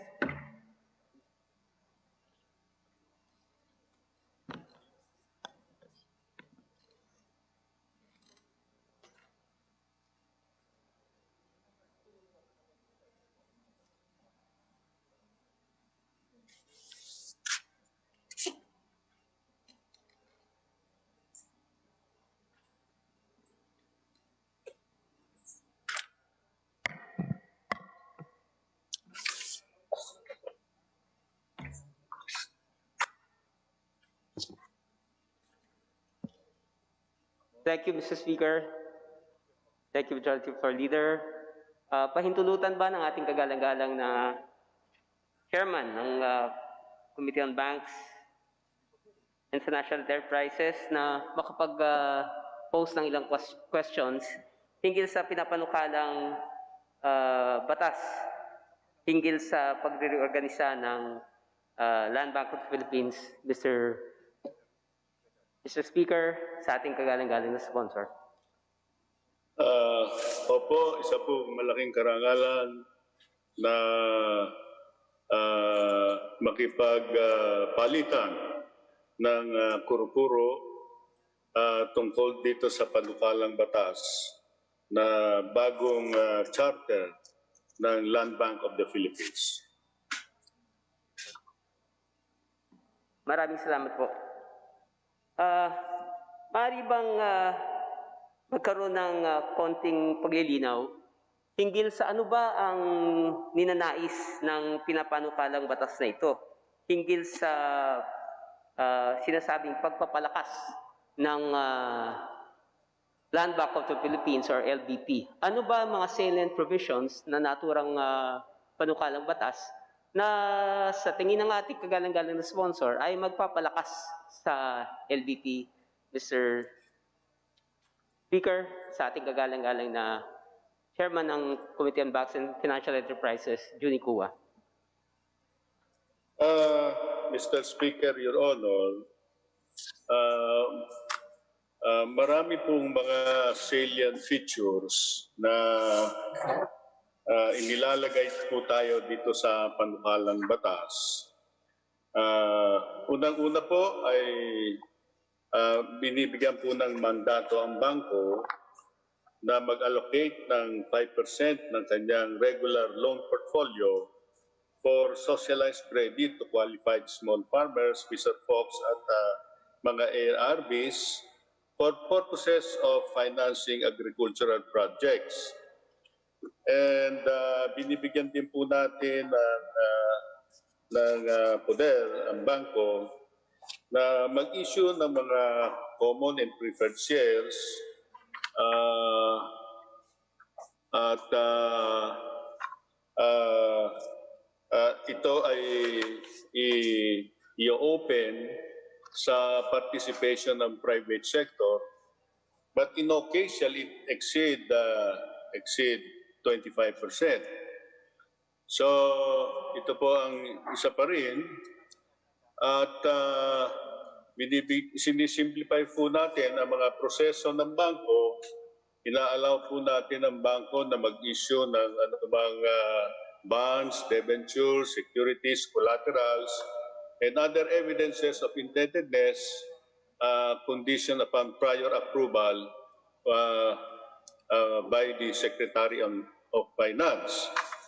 At binibigyan din, it also provides the Board of Directors to increase the capitalization of the bank. At ito po ay to be determined by the board, to be recommended by the Secretary of Finance para aprobahan ng Presidente.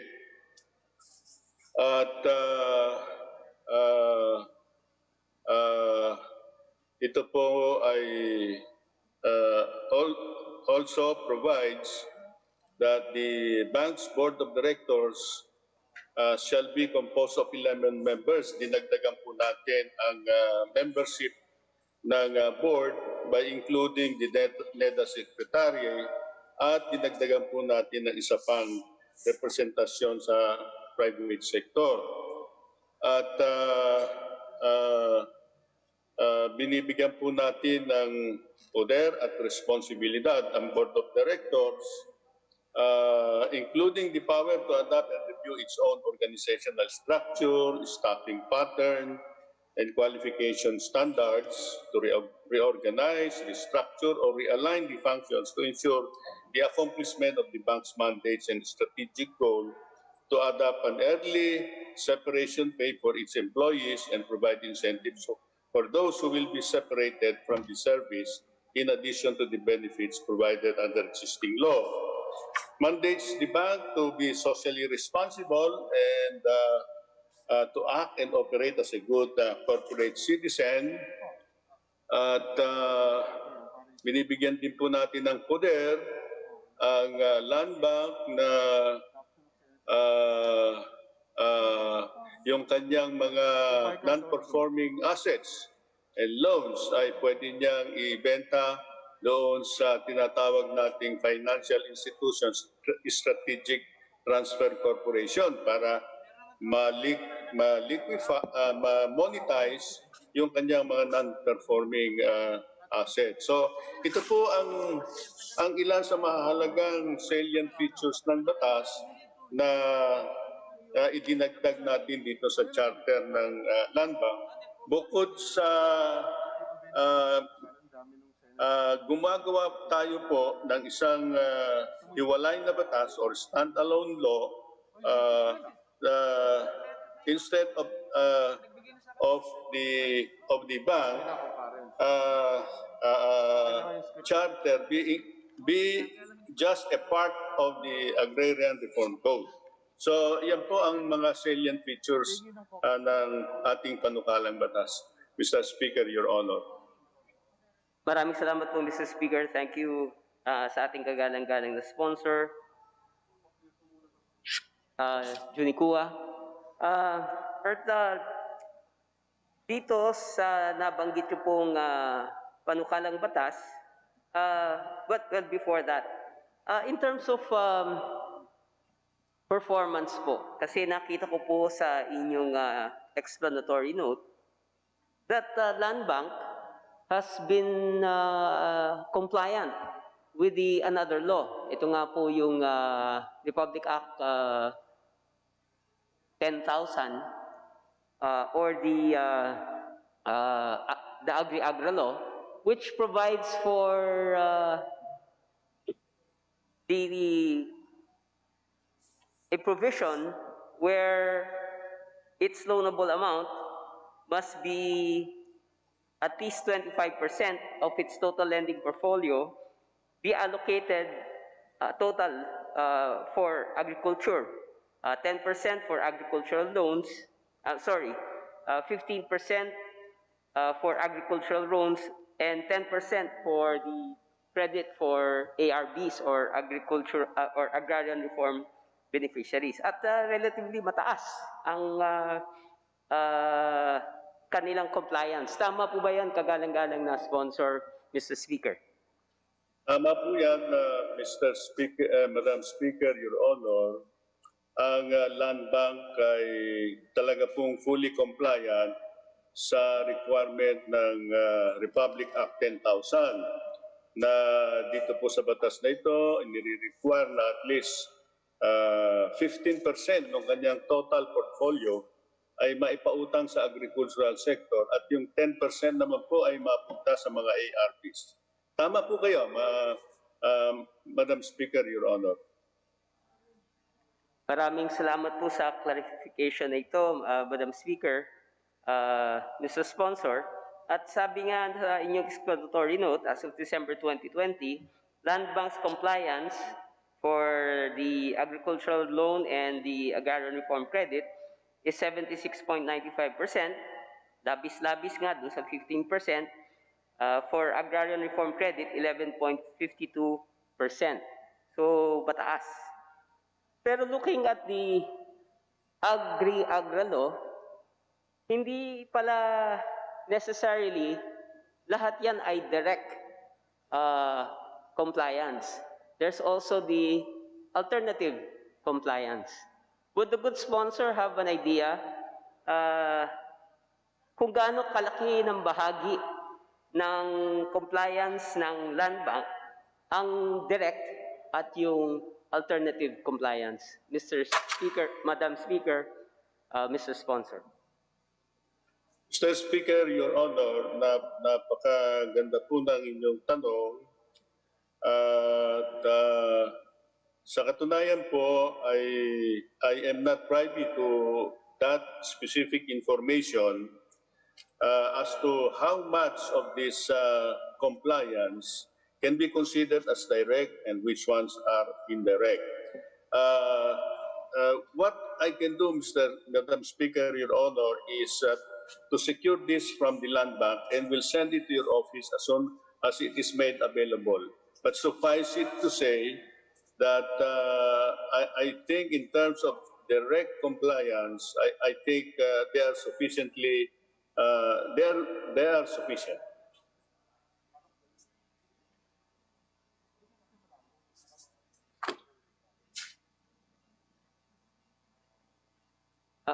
Pasensya na po, hindi ko pa narinig yung huling bahagi. Ang sabi ko po ay dahil sa 75% po ang kanilang compliance out of what is required by law only, which is 15%, I have a suspicion that the direct compliance is sufficient. But what I can do, Madam Speaker, Your Honor, to satisfy the need of the gentleman, we will ask Land Bank to collect the data and send them to the office of the good gentleman. Would that be okay, Mr. Interpolator? Yes, Madam Speaker. Yes, Mr. Sponsor, I think that would be beneficial for sa ating mga legislators para makita rin kung paano nga ba nakakapag-comply na relatively mataas nga tulad na nabanggit ko. Pero tulad na napansin na nga, hindi necessarily lahat yan ay direct compliance because as provided for by the law, meron nga pong sinasabing alternative compliance.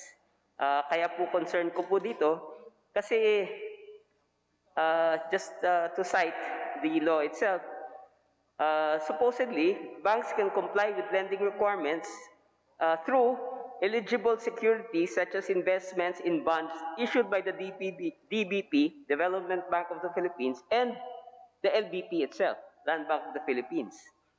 Two, investments in other debt securities that have been declared as eligible by the Department of Agriculture.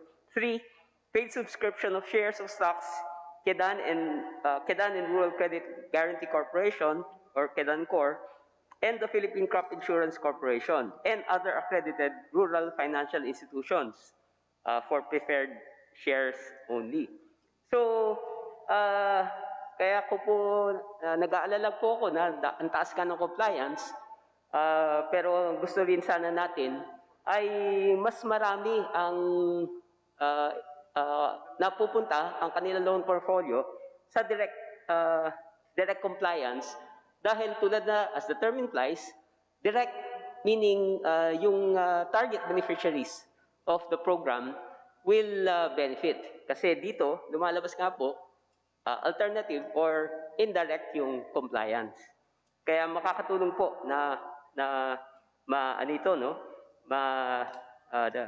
mabigyan kami ng report hinggil dito.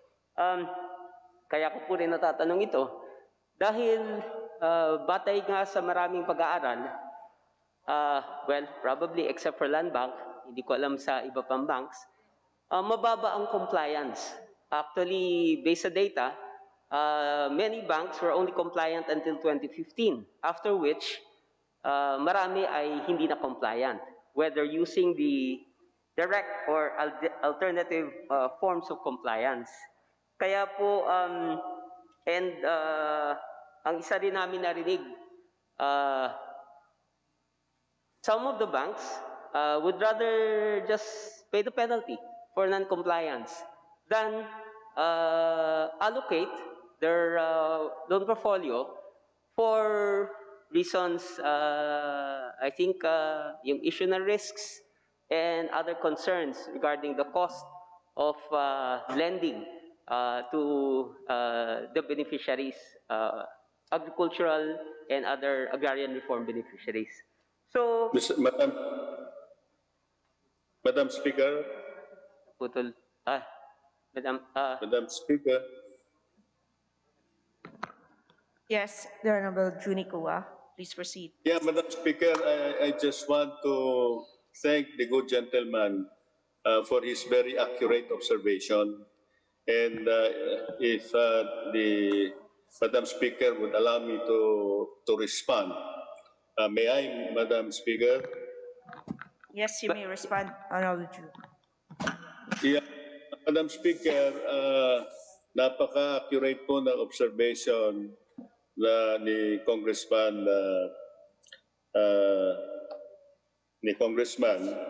at sa katunayan po, yan po ang isang dahilan kung bakit ang committee, ang inyong lingkod, as chairman of the Committee on Banks and other financial intermediaries, ay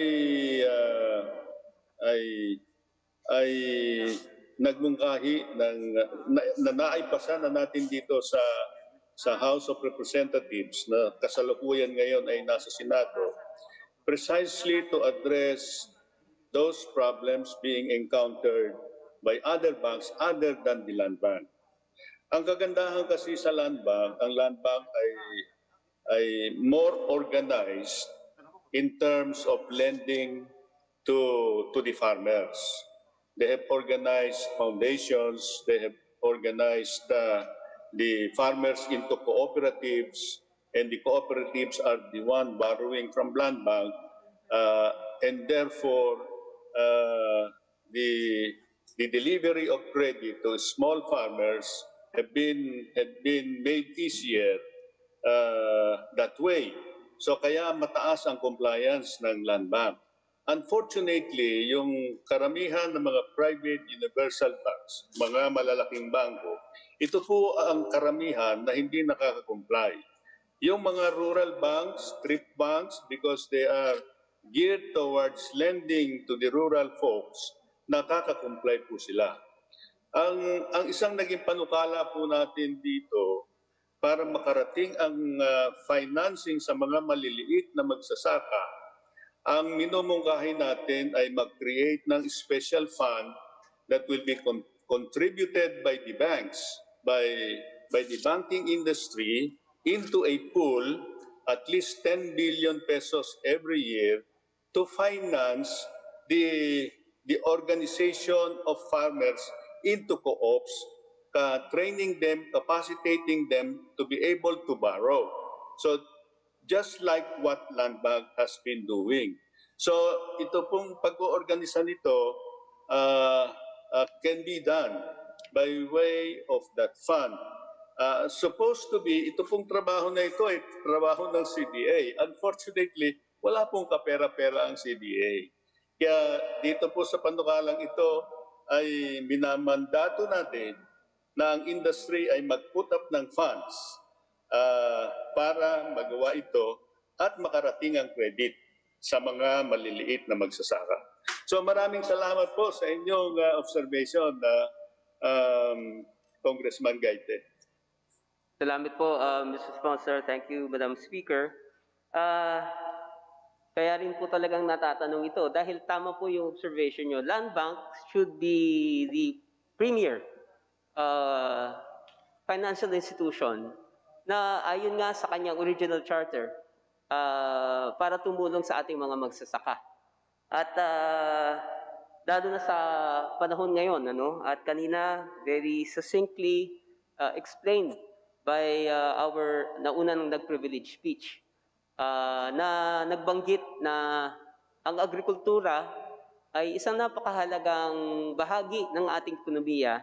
Obviously, dahil ito nga ang nagbibigay ng pagkain sa pagkainan ng ating mga mamamayan at tulong rin sa ating mga magsasaka, lalo na sa panahon ngayon na tumitindi yung krisis sa ekonomiya, lalo na sa agrikultura. Kaya ko lang po rin na nare-raise itong mga concerns na ito dahil as you correctly observed, many of the other banks have, sabi nga, mataas ang non-compliance. And ako, on the part of this representation, I believe Land Bank should take up the slack. Siya yung magpupuno doon sa kakulangan ng ibang financial institutions in providing the necessary support, credit, and other facilities for our agricultural sector. Totoo, mataas yung compliance, but gusto ko sana rin makita yung kaninang ni-raise ko regarding direct and alternative compliance. Para, I think, ang point ko, Land Bank should be a special bank which will not only comply with the existing law of the Agri-Agra law na dapat 25% ng kanyang loan portfolio, naniniwala ko dapat mas pataas pa. Dahil ito yung mas pangangailangan ngayon ng ating mga magsasaka. Kaya po, yun yung gusto sanang i-reiterate, na dapat mas malaki pa nga ang i-allocate dahil yung bangkong ito, actually, that was the main purpose of its raison d'etre, yung kanyang reason for being. Kaya po, natutuwa ako doon sa mga nabanggit nyo na compliant ang Land Bank at karapat-dapat na ito nga yung bigyan ng diin sa pinapanukalang batas. Panghuli po, may clarification lang po ko. How will the proposed provision, ito pong sinasabing 5%, ayun, the bank shall allocate 5% of its regular loan portfolio, net of loans to the Bangko Sentral ng Pilipinas, interbank loans and availments from domestic purchase line for socialized credit to qualified small farmers, fisherfolk, and agrarian reform beneficiaries or ARBs. This facility shall solely finance agricultural projects pursuant to the provision of Section 4 of RA 10,000, otherwise known as the Agra Reform Credit Act of 2009. nabanggit na kanina, no? Merong sinasabing 25% na dapat ni allocation. Ngayon, how will now this proposed 5% of its regular loan portfolio, is this inclusive or exclusive of the current provision under Agri-Agra law, Madam Speaker, Mr. Sponsor? Mr. Speaker, Your Honor, ang pagkakaunawa ko po dito ay itong 5% na ito ay 5% na papasok doon sa ating tinatawag na socialized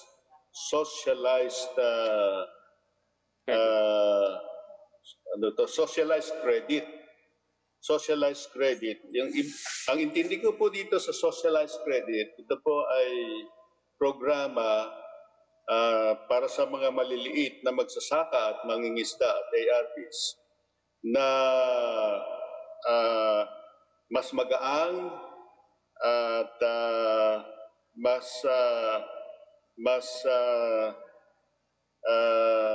mas magaang ang interest at mas magaang siguro ang terms of payment. Depende na po ito kung paano nila ipapackage. So, yung pong 10%, yun po ay, hindi lahat yun ay socialized. 10% lang po ng loan portfolio ay dapat, kinakailangan ipautang sa agri-sector. But out of the total loan fund ng bangko, yung 10% is out of the total din naman. Ito ay out of the total debt. Pero 5% lang ang para sa socialized na medyo magaang ang mga terms and conditions para dun sa mga maliliit. Salamat po, Mr. Sponsor. So, sa pagkaintindi ko, please correct me if I'm wrong, the 5% will be part of the 10%. Yes. Yes. For ARBs. Tama po ba? Yes.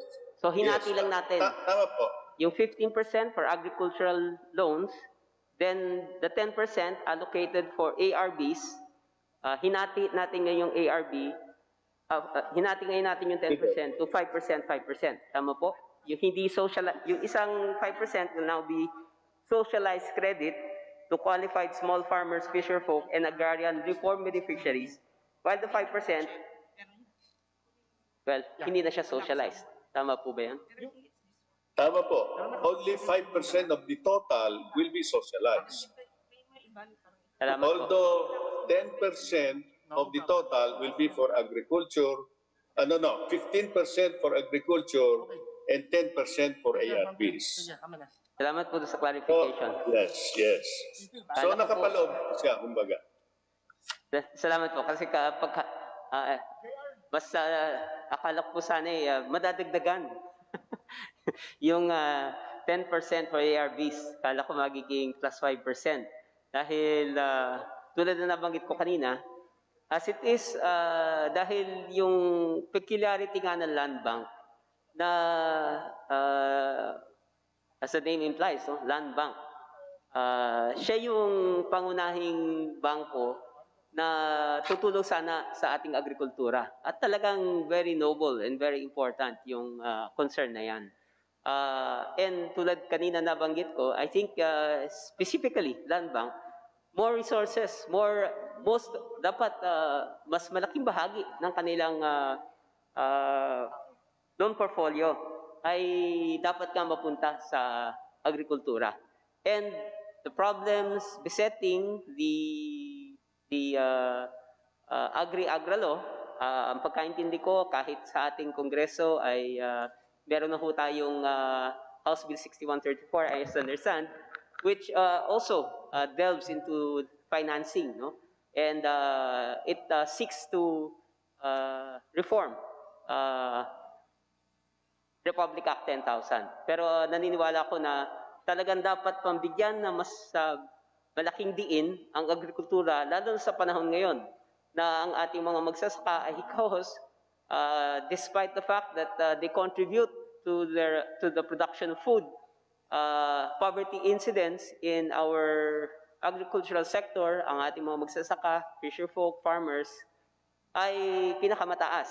Despite the fact na napakataas rin ang employment generation sa sektor na to.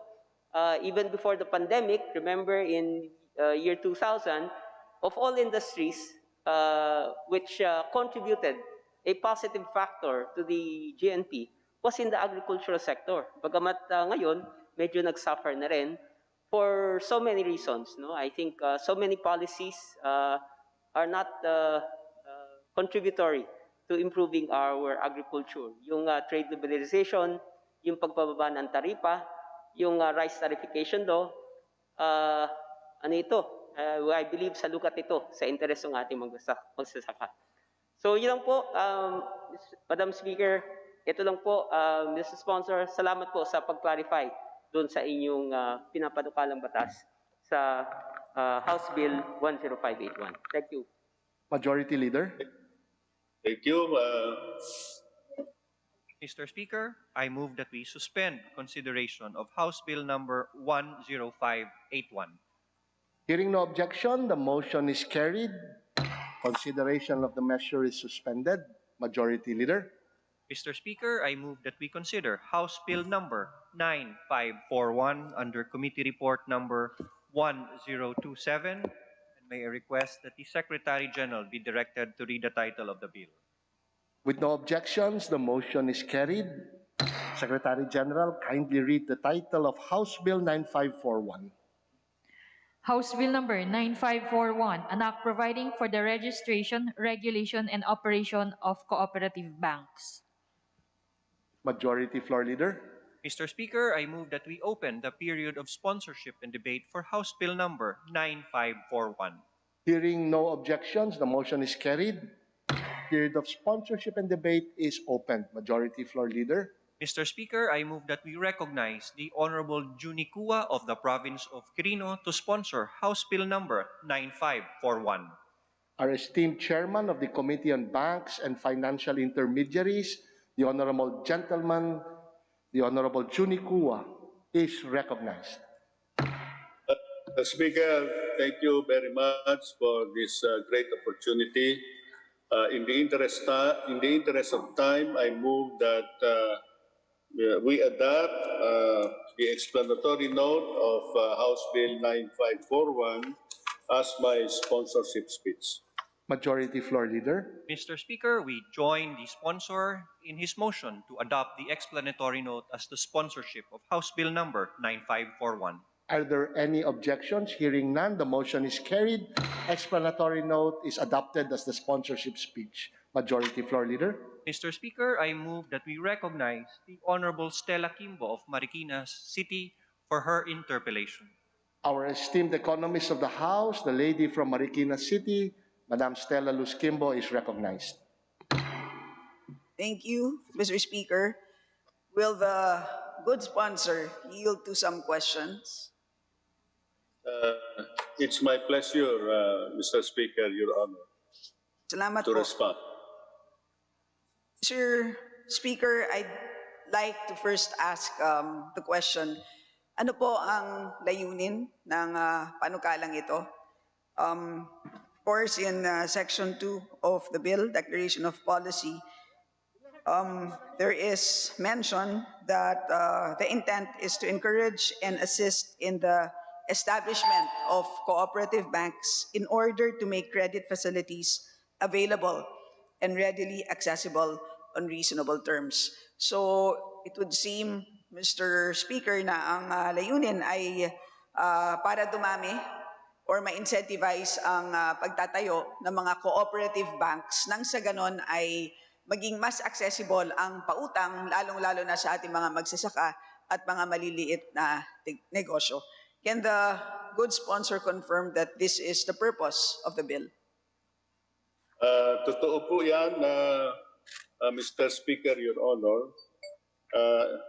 Accurate po yung nasabi ni Congresswoman Stella insofar as the purpose of this bill is concerned.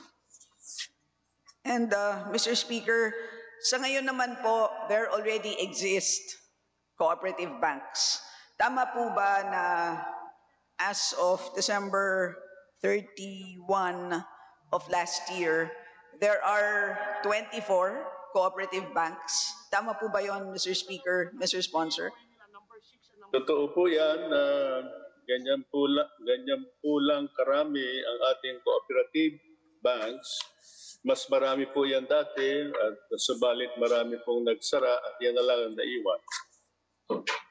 And Mr. Speaker, maaari ba natin malaman kung bakit kaya hirap ang mga cooperative banks na masustain nila ang kanilang operations nang sa ganon ay marami nagsasara?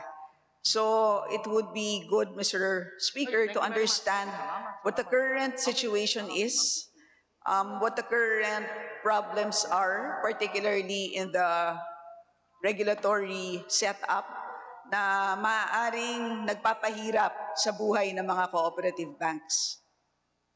Well, ang isa pong hindrance to the growth of the cooperatives bank ay yung kakulangan ng kapital. Nahirapan po ang mga cooperative banks to raise capital. Kaya po itong panukalang batas na ito ay may kalakip po na provision tungkol po sa pag-oorganisa at saka pagpapalawak ng membership. Matatagpuan po natin yan sa Section 4, A and B. Pinalalawak po natin ang pwedeng magtayo ng cooperative bank. Sa ngayon po ay 15 cooperatives ay ang nagbubuo. So ngayon ay pinalalawak natin yon at sinasabi natin lahat ng klase ng kooperatiba pwede na. But at least kinakailangan lang mayroong 15 cooperative organization. At least. And then inaalaw natin na mga individuals na miyembro ng kooperatiba or individuals of the general public. Inaalaw din natin po yung mga foreign cooperatives para nang sa ganon ay pumasok ang kapital. So, yan po ang isa sa mahalagang feature nito para mapalawak yung capital build-up. So, maliban po dyan, ang sinasabi natin ay para yung pong mga dating mga pondo ng gobyerno nandyan sa mga samahang nayon o municipal katipunan ng mga samahang nayon na hindi po nakapag-convert into cooperatives ay maging preferred shares na lang at yung naka-convert maging part ng kapital. So, ito po yung mga hakbang na nakapasok dito sa panukalang batas at sinasabi rin natin dito na mayroong mga incentives na ibibigay para nang sa ganon ay mas maraming maengganyo na mag-provide ng kapital sa pagtatayo ng cooperative banks. So, naglagay po tayo ng mga incentives para nang sa ganon ay lumawak yung source of capital. At maliban doon, ang regulatory framework kasi ng cooperative bank ay yung batas ng rural banks. Marami pong pagkakaiba yung rural banks sa cooperative bank. So kaya yung mga conflicts na yon ay inaayos natin dito sa cooperative bank charter na ito. At yung mga conflicting regulatory requirement ng Bangko Sentral ng Pilipinas na siyang nagsusupervise when it comes to banking operation at yung CDA naman na nagsusupervise ng kanilang operation bilang kooperatiba, may mga provision po yun na conflicting at inaayos po natin dito sa panukalang batas na ito. Salamat, Mr. Speaker. Just for clarification, ang sinasabi niyo po, Mr. Sponsor, is that ito pong 24 co-op banks existing today have fewer than 15 cooperatives as members? Hindi po naman. No. Meron po silang 15, at least, kasi ang requirement at least 15 cooperative organizations. Pero kooperatiba lang yon. Hindi po inaalaw dati yung mga individual na magpasok ng kapital o yung general public magpasok ng kapital. So pinalalawak po natin yung membership na yan to include them. So in short, yung mga cooperative, yung mga co-op bank ngayon, I think they have at least 15 cooperative organizations. So in short, Mr. Speaker, yung pagpapalawak ng kapital is going to be achieved by opening membership to other types. That's right. Okay. So That's salamat right. po for clarifying that. Based on the data that I found, total assets of our cooperative banks is about 24 billion pesos. So which means on the average, merong 1 billion pesos in total assets ang bawat cooperative bank that exists today. Is this correct data, Mr. Speaker, Mr. Sponsor? I don't have the exact figure, Your Honor, but if you're talking of average, it seems that is safe to say. But that's an average. So some of the banks may be bigger than 1B, some may be smaller than 1B. But if you want to get the average, tama po siguro yun. So, Mr. Speaker, ano po ba ang optimal size ng isang cooperative bank? Kung sinasabi po natin na hirap sila to sustain their operations, and itong panukala seeks to increase their capital, at sa ngayon ay nasa, on the average, 1 billion per cooperative bank. Ano ang nakikita ninyong target dapat na size ng isang cooperative bank? Ito po ba ay napag-usapan noong committee hearings? Kasi sa akin pong palagay, ito pong issue ng scale ay napaka-importante po. Kasi nga po nabanggit nyo kanina, Mr. Sponsor, na ang dami na pong nagsisarahan na cooperative bank. Kaya ang issue talaga dito is sustainability. At alam naman po natin, sa mga bangko ngayon, ang key para masustain ang operations is automation. So kapag manual ang operations ng isang bangko, talagang hindi natin maaasahan na masusustain nila ang operations nila. And for automation to be achieved, syempre kailangan sapat ang kapital.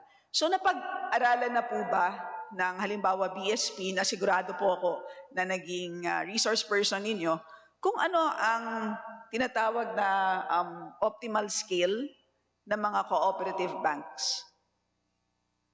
Well, it is unfortunate that we don't have the figure of what is the optimal size, but I'm certain that BSP has studied that and has set a minimum capital requirement for a cooperative bank. Now, I agree with you that other than sufficiency of capital, sustainability is also very important. And I think this is one of the issues being addressed by this bill. We have provided in this bill sections that will expand their product lines, no? And the area where they can invest so that they can generate more income. So I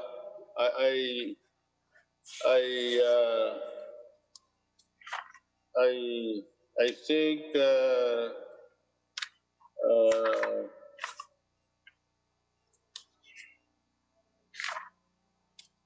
in the powers and functions of cooperative banks, Chapter 5, you will see that that uh, uh, the cooperative banks had now a much wider banking services, which services which are not found in the present legal framework, which is the Rural Banking Act. So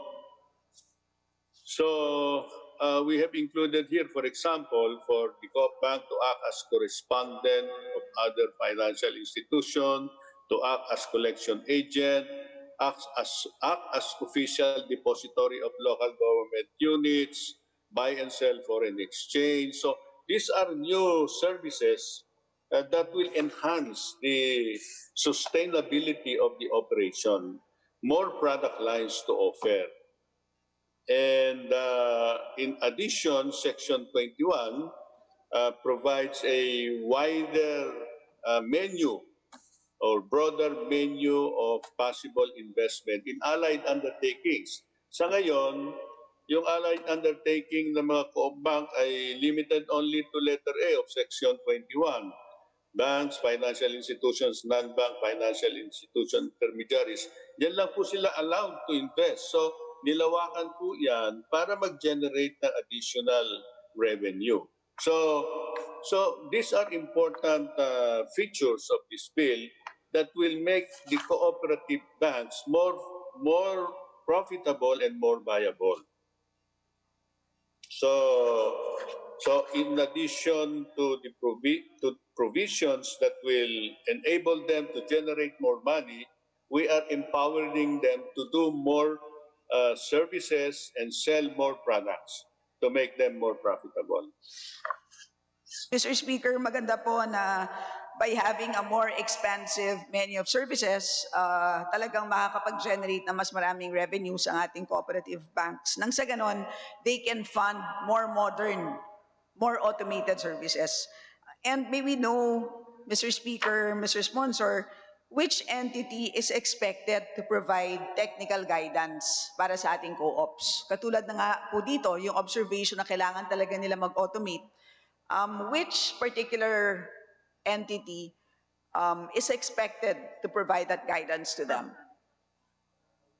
Well, as one can observe in the bill, ang regulatory agencies po nila ay BSP at CDA. And I suppose that these two agencies have in their organization expertise as well on things like this, on automation and modernization of operation. So we expect these two organizations to help them very strongly. So, salamat, Mr. Speaker. Nabanggit ng ating sponsor ang role ng BSP. I will ask more questions about the role of BSP as regulator. But before I do that, maganda sigurong linawin din kung ano po ba ang unique characteristics ng co-op banks that distinguish them from rural banks. And siguro isama na lang din natin sa tanong na yan, Mr. Speaker, is ano po ba yung specific advantages ng cooperative banks? Sa ngayon po ba, itong ating 24 cooperative banks, sila po ba ay nakakapagpautang sa ating mga maliliit na negosyo na at lower lending rates compared to, say, commercial or universal banks? And presumably, it's because clearly co-op banks would have a better handle on information asymmetry. In other words, mas kilala nila ang kanilang mga kliyente, yung KYC or yung Know Your Client na principle ay mas nagagampanan nila because they operate in a smaller area at mas kilala nila ang kanilang mga clients. Totoo po yan kasi ang mga stockholders yan ay kanila mga miyembro at being members, siyempre talagang kilalang-kilala nila yon. Alam nila kung nasaan yung kanyang lupa, ganong kalaki, yan ba ay marunong magbayad o tumatakas sa utang. Alam nila yung mga ganong characteristics ng kanilang mga miyembro. So that is a distinct advantage of a cooperative bank. But as we understand, siyempre, ang cooperative bank, much like a rural bank, talagang retail, no?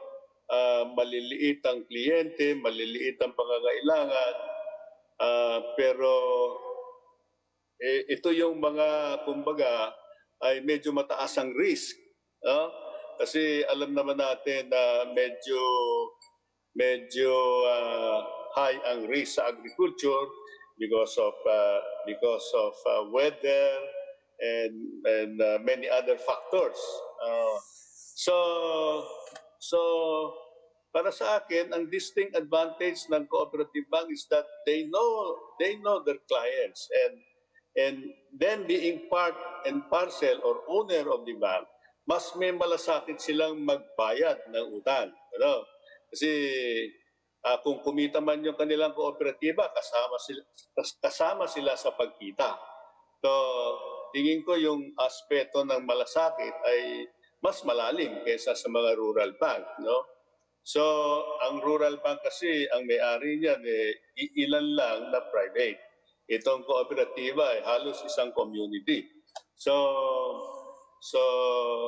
yun siguro, to my mind, would be the most important advantage of a cooperative bank. Salamat, Mr. Speaker, Mr. Sponsor. It's very clear, based on Section 2, that the objective is really to increase the number of cooperative banks. And I'd like to ask clarification whether this runs contrary to the BSP policy stance on bank consolidation. Klaro naman po na sa mga policy pronouncements ng BSP, ang isa sa kanilang mga layunin is to promote mergers and acquisitions, particularly among co-op banks. Again, in recognition of the principle of economies of scale. Kaya ko nga po earlier na itanong kung napag-aralan na po ba ng BSP kung anong optimal scale ng isang cooperative bank. Kasi po ang BSP, sa pagkakaalam ko, meron nga po silang polisiya on consolidating banks. Kasi sa pagtingin nila, napakaraming maliliit na bangko. At ang mga maliliit na to ay palugi dahil hindi nga nila, they're just too small. So kailangan talaga nilang maging mas viable, mas malaki. So ang tanong ko is, will this bill actually be contrary to that particular policy position of the BSP? Sa pagkakaalam ko po, Mr. Speaker, last November 8, BSP entered into a partnership with the SEC, PCC, PDIC, as well as the CDA to encourage consolidation in the banking sector last November 8. And in fact, the BSP also together with the PDIC previously implemented a strengthening program for cooperative banks, which again intended to encourage mergers, consolidations, and acquisitions of co-op banks. But this ran only up to September of 2016. So baka pwede pong ipaliwanag, Mr. Speaker, ng ating good sponsor, kung ano po ang general na policy position ng BSP pagdating po sa bilang ng cooperative banks. Naniniwala po ako na hindi po naman in conflict yung policy na yan sa objective nitong panukalang batas na ito. I agree that it is the policy thrust and direction of the BSP to really encourage consolidation and merger, or increasing the capitalization of banks, because as you said, economy of scale is very important for the viability of a bank. Ang mga maliliit ng bangko, napakahirap talagang kumita. Kaya kinakailangan nilang lumaki, mag-consolidate, magdagdag ng kapital, mag-encourage ng expansion ng capital base nila, maibenta yung common shares nila para makapag-raise ng kapital. As one will know, this bill tries to encourage the organization of cooperative banks. When it says encourages, it does not mean basta dumami lang at yung kapital hindi sufficient. Hindi naman ganun ang ibig sabihin nun. Ang ibig sabihin nun, we want to encourage them to grow with sufficient capital. No? With sufficient capital, that's why we are expanding the ownership base by allowing other people to get in, and more business opportunities and more products and services to be undertaken by the cooperative banks. So I don't think there is a conflict in there. In other words, BSP would like to encourage the growth of the cooperative bank with sufficient scale. Thank you for that clarification, Mr. Speaker, Mr. Sponsor. Now I'd like to ask questions on the regulatory framework. In Section 28, there is reference to dually regulated entities. Masasabi po ba natin na ang cooperative banks, Mr. Speaker, Mr. Sponsor, ay dually regulated? Dahil in addition to BSP, meron pang isa pang regulatory layer na nanggagaling naman sa CDA. Tama po ba ang aking intindi doon sa phrase na dual regulation? Totoo po yan. Totoo naman, dalawa ang nagre-regulate at nagsusupervise. When it comes to banking operation, it is the BSP. When it comes to compliance of the banks as a cooperative, compliance with the cooperative code. That's correct. They are dually regulated. But what this bill is trying to correct, for example, are the conflicting policies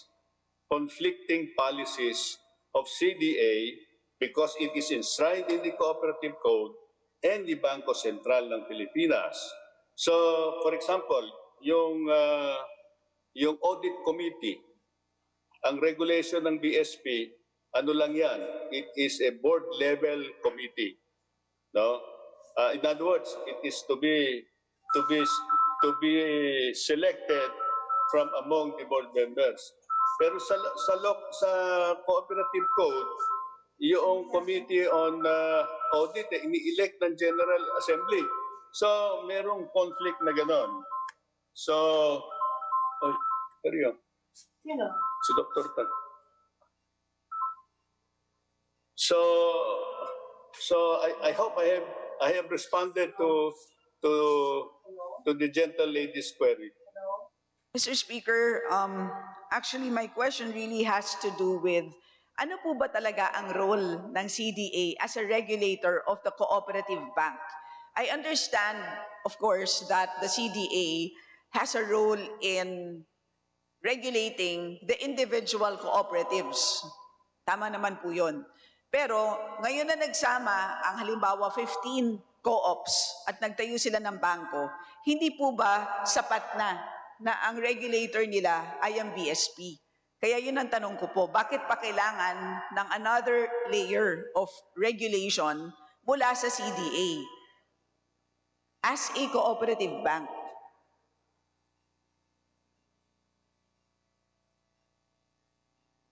Kasi nga po, yun ang naiisip ko na baka ang dahilan, Mr. Speaker, kung bakit hirap ang ating cooperative banks to become sustainable is baka naman po they are overly regulated.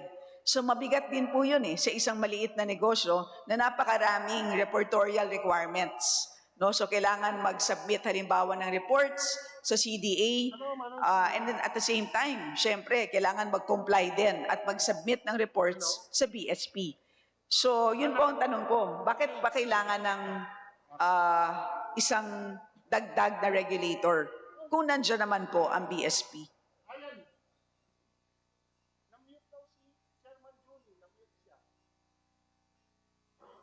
Mr. Speaker, sorry, I was muted.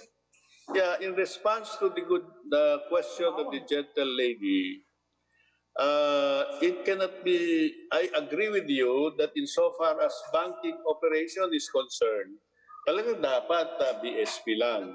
At ang BSP naman talaga hindi nakikialam doon sa non-banking compliance required of a co-op. Kasi it so happens that it is a co-op, and a cooperative will always be supervised by the CDA. So we have to change. If you want that, then we will have to change the cooperative code. Hindi maiwasan yun kasi kooperatiba ito, kaya papasok talaga ang CDA when it comes to the cooperative aspect of the organization. Halimbawa, yung eleksyon ng mga officers, kailangan sundin mo yung cooperative code, di ba? Hindi mo naman gagamitin yung corporate law diyan. Yung code ng cooperative code ang masusunod diyan. So, diyan papasok ang CDA. So, hindi mo talaga maiiwasan 'yon. Tama naman, Mr. Speaker. Ang point ko lang po is meron namang cooperative code na binabalangkas naman talaga doon kung ano yung regulatory functions ng CDA over the co-ops. So we can leave it at that. Pero ngayon po na magsasama-sama ang at least 15 co-ops to become a bank, dapat yung bank na yan, although it consists of cooperatives, dapat isa na lang po ang regulator ng bangko na yon. Yun yung aking gusto sanang i-propose po sa inyo na konsepto para lang po ma-reduce ang burden ng ating mga cooperative banks. Nang sa ganon ay mag-flourish sila kasi pareho naman po tayo na nag-a-agree na talagang kailangan dumagdag ang ating cooperative banks at maging sustainable sila. Ang isang paraan ng pagiging sustainable nila ay bawasan natin ang kanilang costs of operations. So yung compliance to regulations ay napakabigat na. So yun lang po. That's the point of that previous question, Mr. Speaker. Thank you, Mr. Speaker. I understand the point. So let me move on to my next question, Mr. Speaker. Paano po yung naiisip po ninyo na hatian ng BSP at ng CDA sa regulations or sa regulatory functions over the cooperative banks? As I have explained earlier, I think that the role of the Bangko Sentral will be limited insofar as banking operations and activities only are concerned. So when it comes to looking into deposit, looking at the daily banking activities of the bank, the deposit-taking activities of the bank, acting as a collection agent as a bank. So, diyan po nakalimit ang supervision ng Bangko Sentral. Pero halimbawa, tungkol naman po sa requirement ng Cooperative Code when it comes to, let's say, annual election of officers, election to the various committees, yung regular convening of the General Assembly, Things like that. These are matters na hindi naman pwedeng pakialaman ng Bangko Sentral na yon. Ayun ay papakialaman ng CDA. So ganun na magiging hatian nun, which is what is happening today. Except that in the present provisions of the CDA, of the Cooperative Code, at doon sa regulations ng BSP, ang specific example nga ay yung tungkol sa pag-i-elect or pag-appoint ng members ng audit committee. So ang patakaran ng CDA, yung members ng audit committee elected by the General Assembly. Yun namang sa BSP ay elected from among the board, ay appointed by the board of directors. So may conflict na ganon. At yun ang inaayos natin dito sa batas na to. Salamat, Mr. Speaker, for the clarification. My specific question is on Section 4A, which provides that the cooperative bank shall register with the CDA. So sa ngayon po, if we look at the general banking rules, any bank, let's say commercial bank or universal bank, registers with the SEC, and at the same time, that bank is supervised by the BSP. So dito po, for cooperative banks, pareho pa rin po ba ang sistema? Do they also register with the SEC?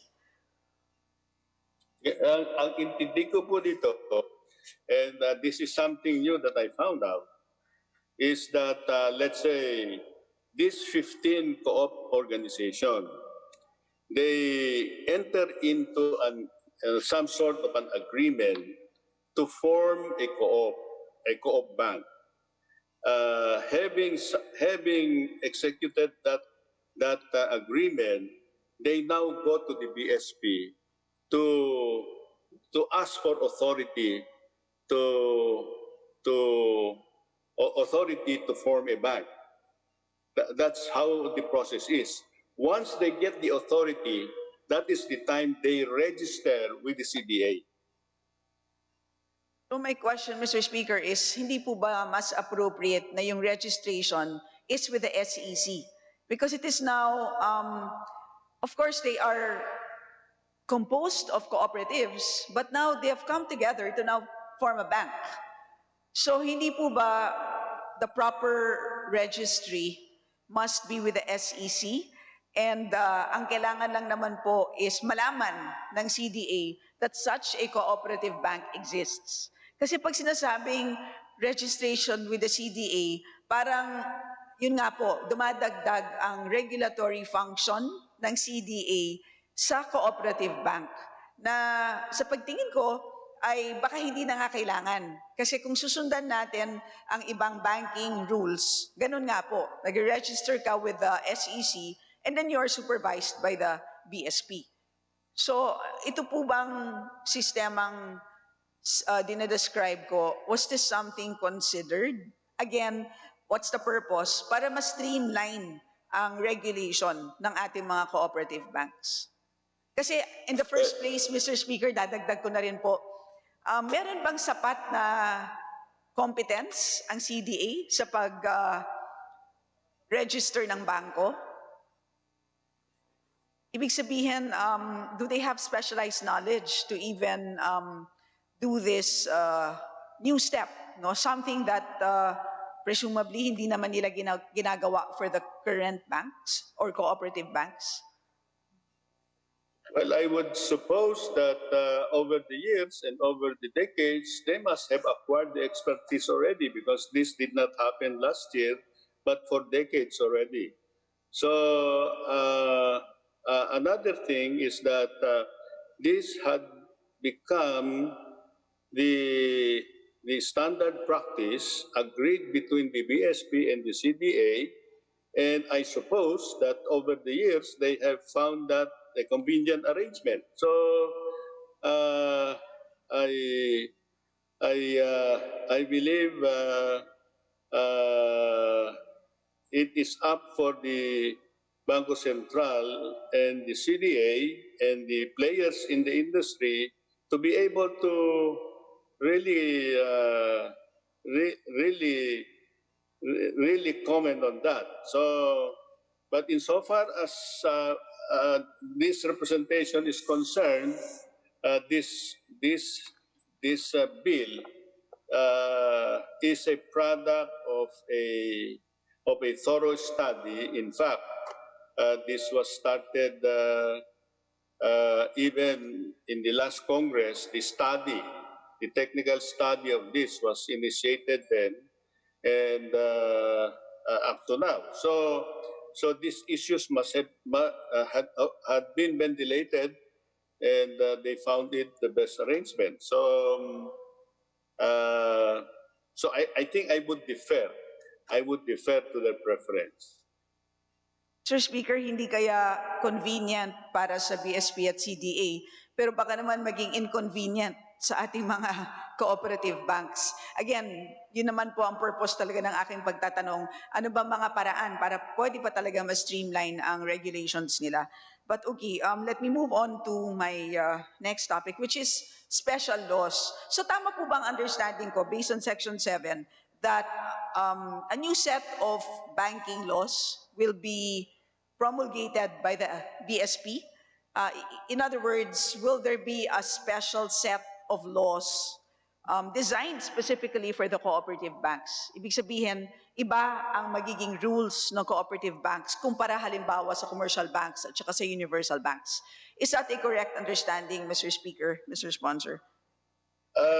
Mr. Speaker, Your Honor, I think when this bill is passed, this will be the law that will govern the organization, the supervision, the regulation of cooperative banks.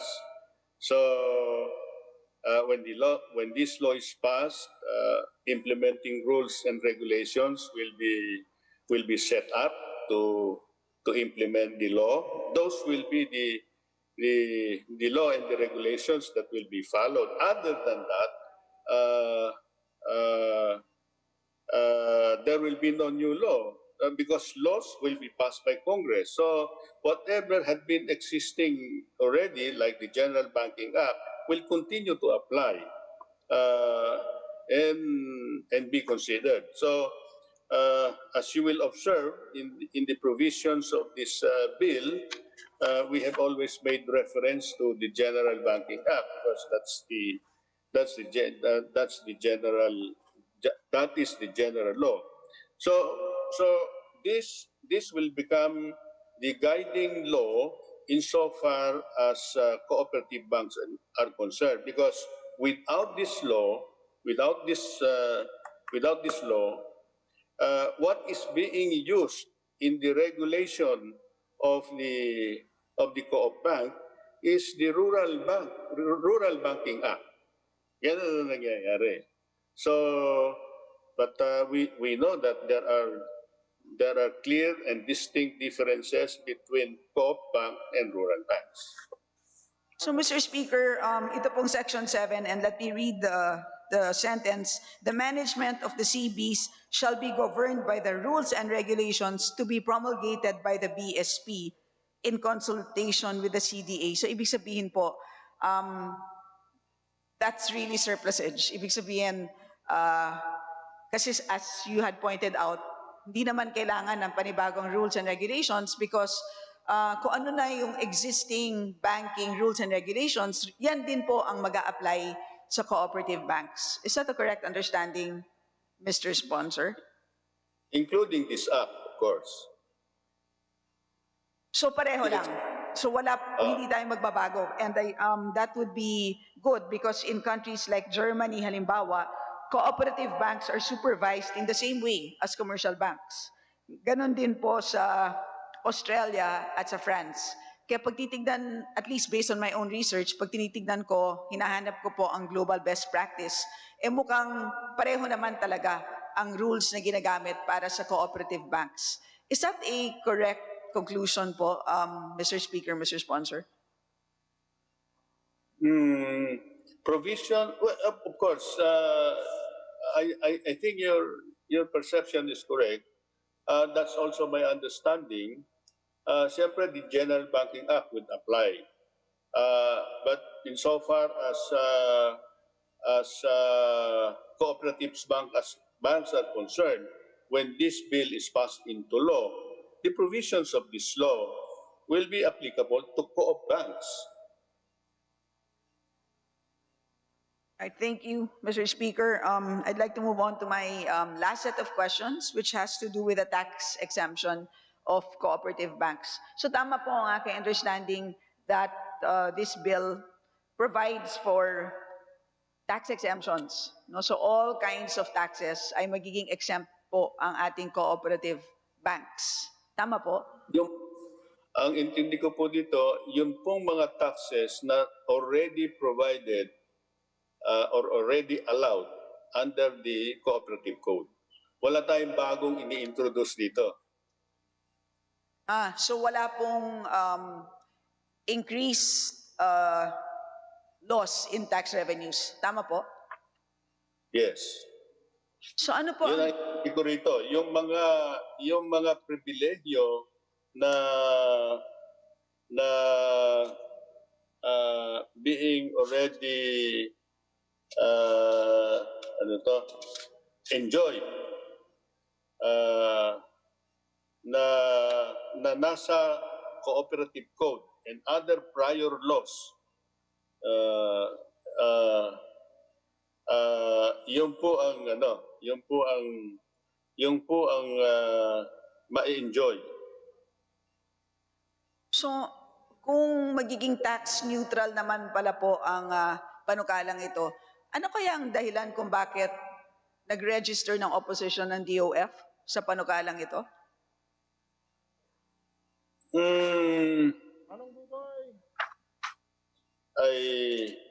I do not remember that they opposed this bill. Well, based on my research po, they registered an opposition citing the tax implications. If there is an objection, it would not have passed the Ways and Means Committee, Mr. Speaker.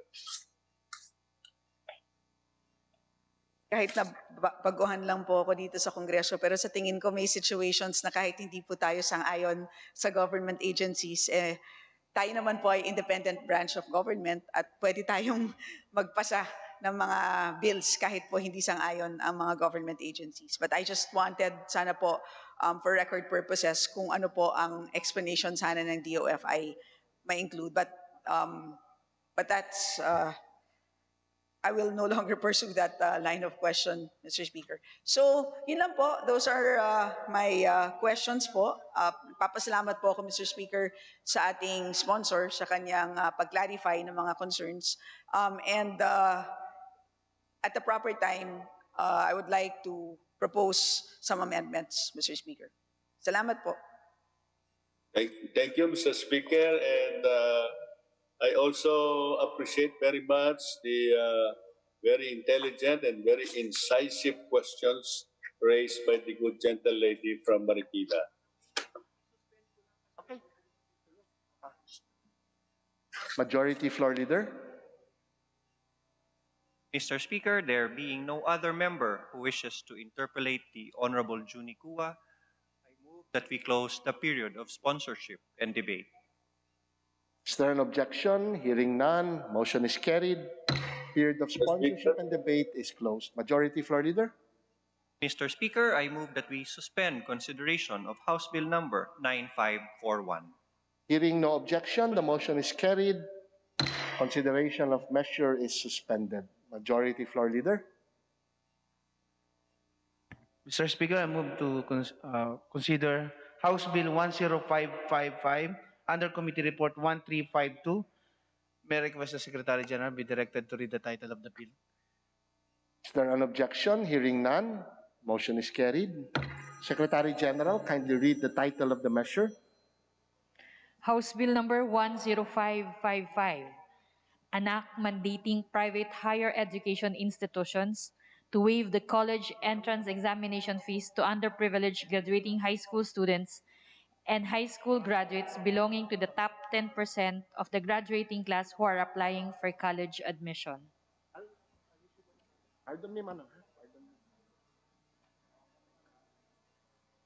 Majority Floor Leader. Mr. Speaker, I move to open the period of sponsorship and debate. I so move, Mr. Speaker.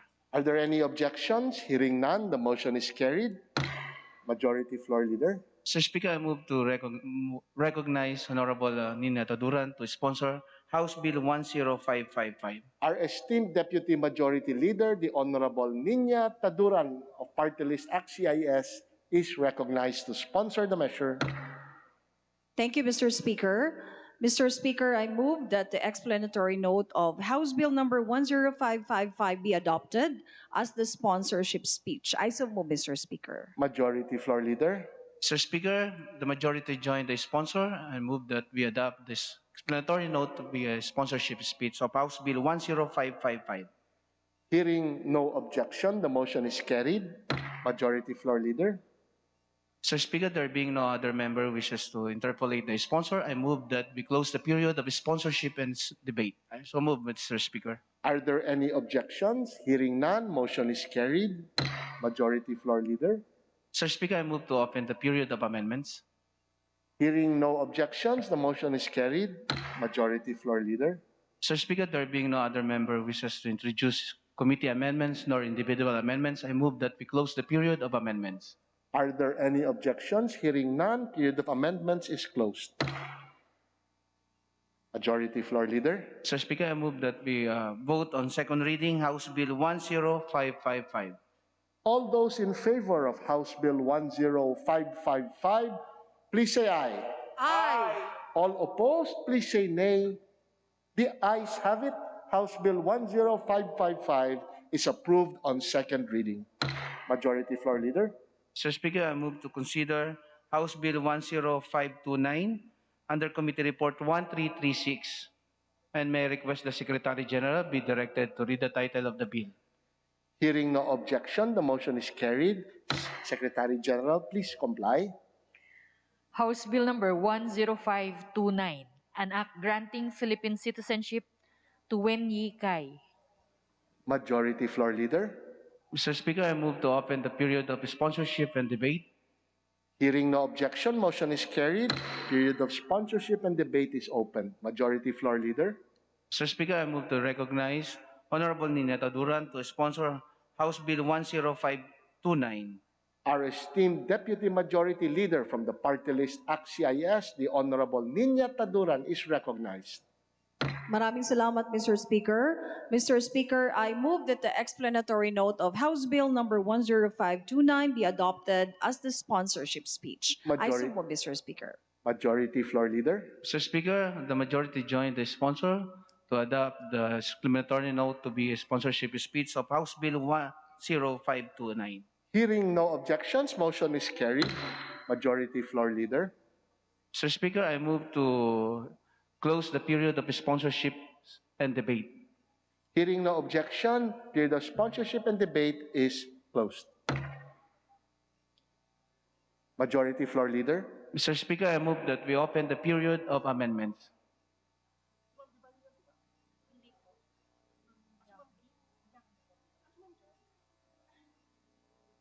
Hearing no objection, the motion is carried.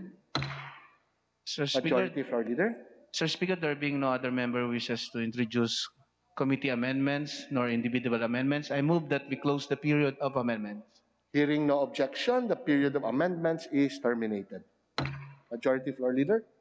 Mr. Speaker, I move that we vote on second reading House Bill 10529. Hearing no objection, all those in favor of House Bill 10529, please say aye. Aye. All opposed, please say nay. The ayes have it.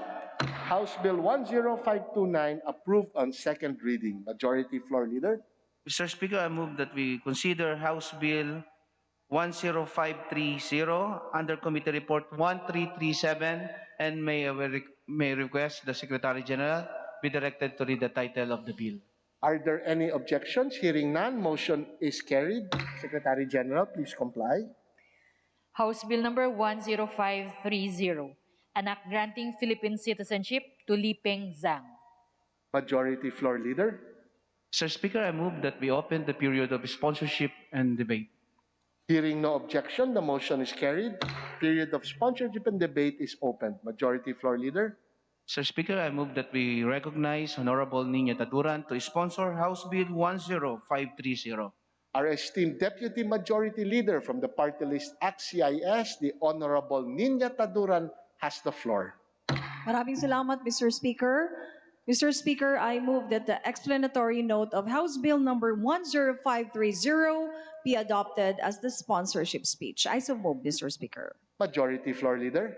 Mr. Speaker, I move the majority join the sponsor that we adopt the explanatory note to be a sponsorship speech of House Bill 10530. I so move, Mr. Speaker. Hearing no objection, motion is carried. Majority Floor Leader. Mr. Speaker, there being no other member who wishes to interpolate the sponsor, I move that we close the period of sponsorship and debate. Hearing no objections, motion is carried. Period of sponsorship and debate is closed. Majority Floor Leader. Mr. Speaker, I move that we open the period of amendments. Are there any objections? Hearing none, motion is carried. Period of amendments is open. Majority Floor Leader. Mr. Speaker, there being no other member who wishes to introduce committee amendments nor individual amendments, I move that we close the period of amendments. Are there any objections? Hearing none, motion is carried. Period of amendments is closed. Majority Floor Leader. Mr. Speaker, I move that we vote on second reading House Bill 10530. Hearing no objections, voting will begin. All those in favor, please say aye. Aye. All opposed, please say nay. The ayes have it. House Bill 10530 is approved on second reading. Mr. Speaker, Majority Leader. I move that we consider House Bill 10541 under Committee Report 1346, and may we request the Secretary General be directed to read the title of the bill. Hearing no objection, the motion is carried. Secretary General, kindly comply. House Bill number 10541, an act granting tax exemptions and subsidies for the local film and music industries, amending for the purpose Section 140 of Republic Act number 7160 as amended, otherwise known as the Local Government Code of 1991. Majority Floor Leader. Mr. Speaker, I move that we open the period of sponsorship and debate. Hearing no objection, motion is carried. Period of sponsorship and debate is open. Majority Floor Leader. Mr. Speaker, I move that we recognize Honorable Nina Taduran to sponsor House Bill 10541. Hearing no objection, motion is carried. The Honorable Lady from Party List at CIS, our esteemed Deputy Majority Leader, the Honorable Nina Taduran, has the floor. Please proceed. Mr. Speaker, I move that the explanatory note of House Bill number 10541 be adopted as the sponsorship speech. Majority Floor Leader. Mr. Speaker, the majority joined the sponsor to adopt the explanatory note to be a sponsorship speech of House Bill 10541. Hearing no objection, the motion is carried. Majority Leader. Mr. Speaker, there being no other member who wishes to interpolate the sponsor, I move that we close the period of sponsorship and debate. Are there any objections? Hearing none, period of sponsorship and debate is closed. Majority Floor Leader. Mr. Speaker, I move that we open the period of amendments. Hearing no objections, the motion is carried. Period of amendments is open. Majority Floor Leader. Mr. Speaker, there being no member who wishes to introduce committee amendments nor individual amendments, I move that we close the period of amendments. Are there any objections? Hearing none, motion is carried. Period of amendments is closed. Majority Floor Leader. Mr. Speaker, I move that we vote on second reading House Bill 10541. Are there any objections? Hearing none, voting shall begin. All those in favor of House Bill 10541, please say aye. Aye. All opposed, please say nay. The ayes have it. House Bill 10541 is approved on second reading. Majority Floor Leader. Mr. Speaker, I move that we consider bills under the calendar of business for Thursday and Friday. Mr. Speaker, pursuant to our rules, allow me to put forth an omnibus motion for the consideration of the following House Bill 10567 under Committee Report 1359, House Bill 10583 under Committee Report number 1373, House Bill 10589 under Committee Report 1374, House Bill 10590 under Committee Report 1375, House Bill 10591 under Committee Report 1376, House Bill 10611 under Committee Report 1378, House Bill 10570 under Committee Report number 1362, and may I request the Secretary General be directed to read the title of the following bills. Are there any objections? Hearing none, Secretary General, please read the title of those local bills. House Bill number 10567, an act establishing the Baguio City Sports High School and appropriating funds therefore. House Bill number 10583, an act establishing a 75-bed general hospital to be known as the Teodoro and Pepito Memorial General Hospital in the city of Valencia, province of Bukidnon, and appropriating funds therefore. House Bill number 10589, an act converting the Bataan Peninsula State University Bagak Extension Campus in the municipality of Bagak, province of Bataan, into a regular campus of the Bataan Peninsula State University to be known as the Bataan Peninsula State University Bagak Campus and appropriating funds therefore. House Bill number 10590, an act rectifying the composition and technical descriptions of barangays Calao, Cabaritan, and Quibel in the municipality of Dumalneg, province of Ilocos Norte, and their adjoining local government units amending for the purpose Republic Act number 10955, entitled An Act Dividing Barangay Dumalneg in the province of Ilocos Norte into 3 distinct and independent barangays to be known as Barangay Calao, Cabaritan, and Quibel. House Bill number 10591, an act declaring November 23 of every year a special non-working holiday in the province of Benguet to be known as Benguet Day in commemoration of its founding anniversary. House Bill number 10611, an act declaring the island of Mindoro a mining-free zone and providing penalties therefore. House Bill number 10570, an act declaring the Sinking Bell Tower located in the city of Lawag, province of Ilocos Norte, a tourism destination and appropriating funds therefore. Majority Floor Leader. Mr. Speaker, I move that we consider the respective explanatory notes as the sponsorship of the said measure. I so move, Mr. Speaker. Are there any objections? Hearing none, motion is carried. Explanatory notes of each measure shall serve as their sponsorship speeches. Majority Floor Leader. Mr. Speaker, there being no member who wishes to interpolate on the said local bills, I move that we terminate the period of interpolation. I so move, Mr. Speaker. Are there any objections? Hearing none, the motion is carried. Period of sponsorship and debate on these local bills is terminated. Majority Floor Leader. Mr. Speaker, I move that we open the period of amendments and approve the committee amendments, if any, as contained in the respective committee reports of the aforementioned bills. I so move, Mr. Speaker. Are there any objections? Hearing none, motion is carried. Committee amendments, if any, as contained in the committee reports, are hereby approved. Majority Floor Leader. Mr. Speaker, there being no individual amendments, I move that we terminate the period of amendments. Hearing no objection, the period of amendments is terminated. Majority Floor Leader. Mr. Speaker, I move we vote on second reading the following House Bills 10567, 10583, 10589, 10590, 10591, 10611, 10570. I so move, Mr. Speaker. Hearing no objection, voting shall proceed.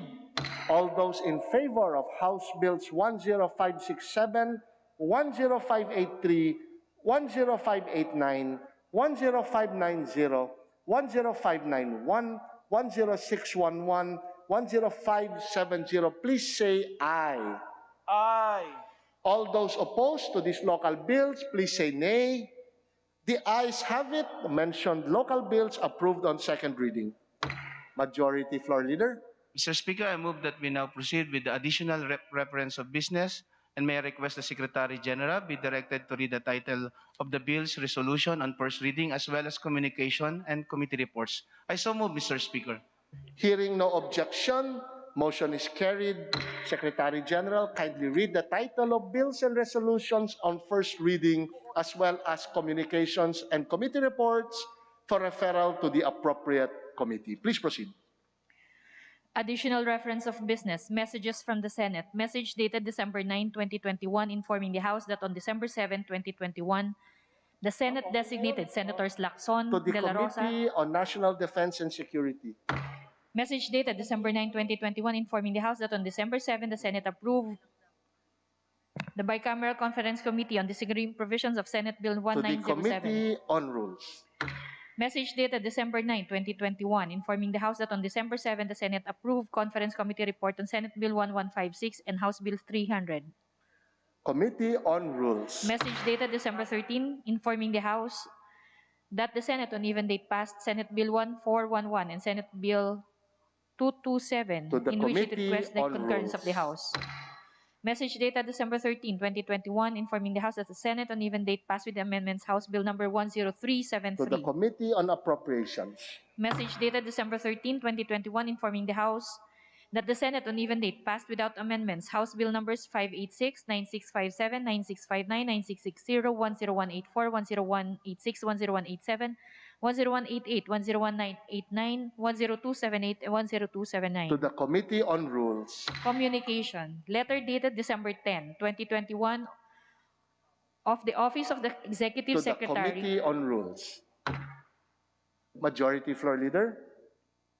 Mr. Speaker, I move that we include additional co-authors to House Bill numbers 10560, 10561, 10564, 10568, 10569, 10571, 10575, 10576, 10579, 10581, 10582, and 10610, and House Resolution numbers 1897, 2389, 2390, and 2395 as contained in the list to be submitted by the Committee on Rules. I so move, Mr. Speaker. Are there any objections? Hearing none, the motion of the Majority Leader is carried.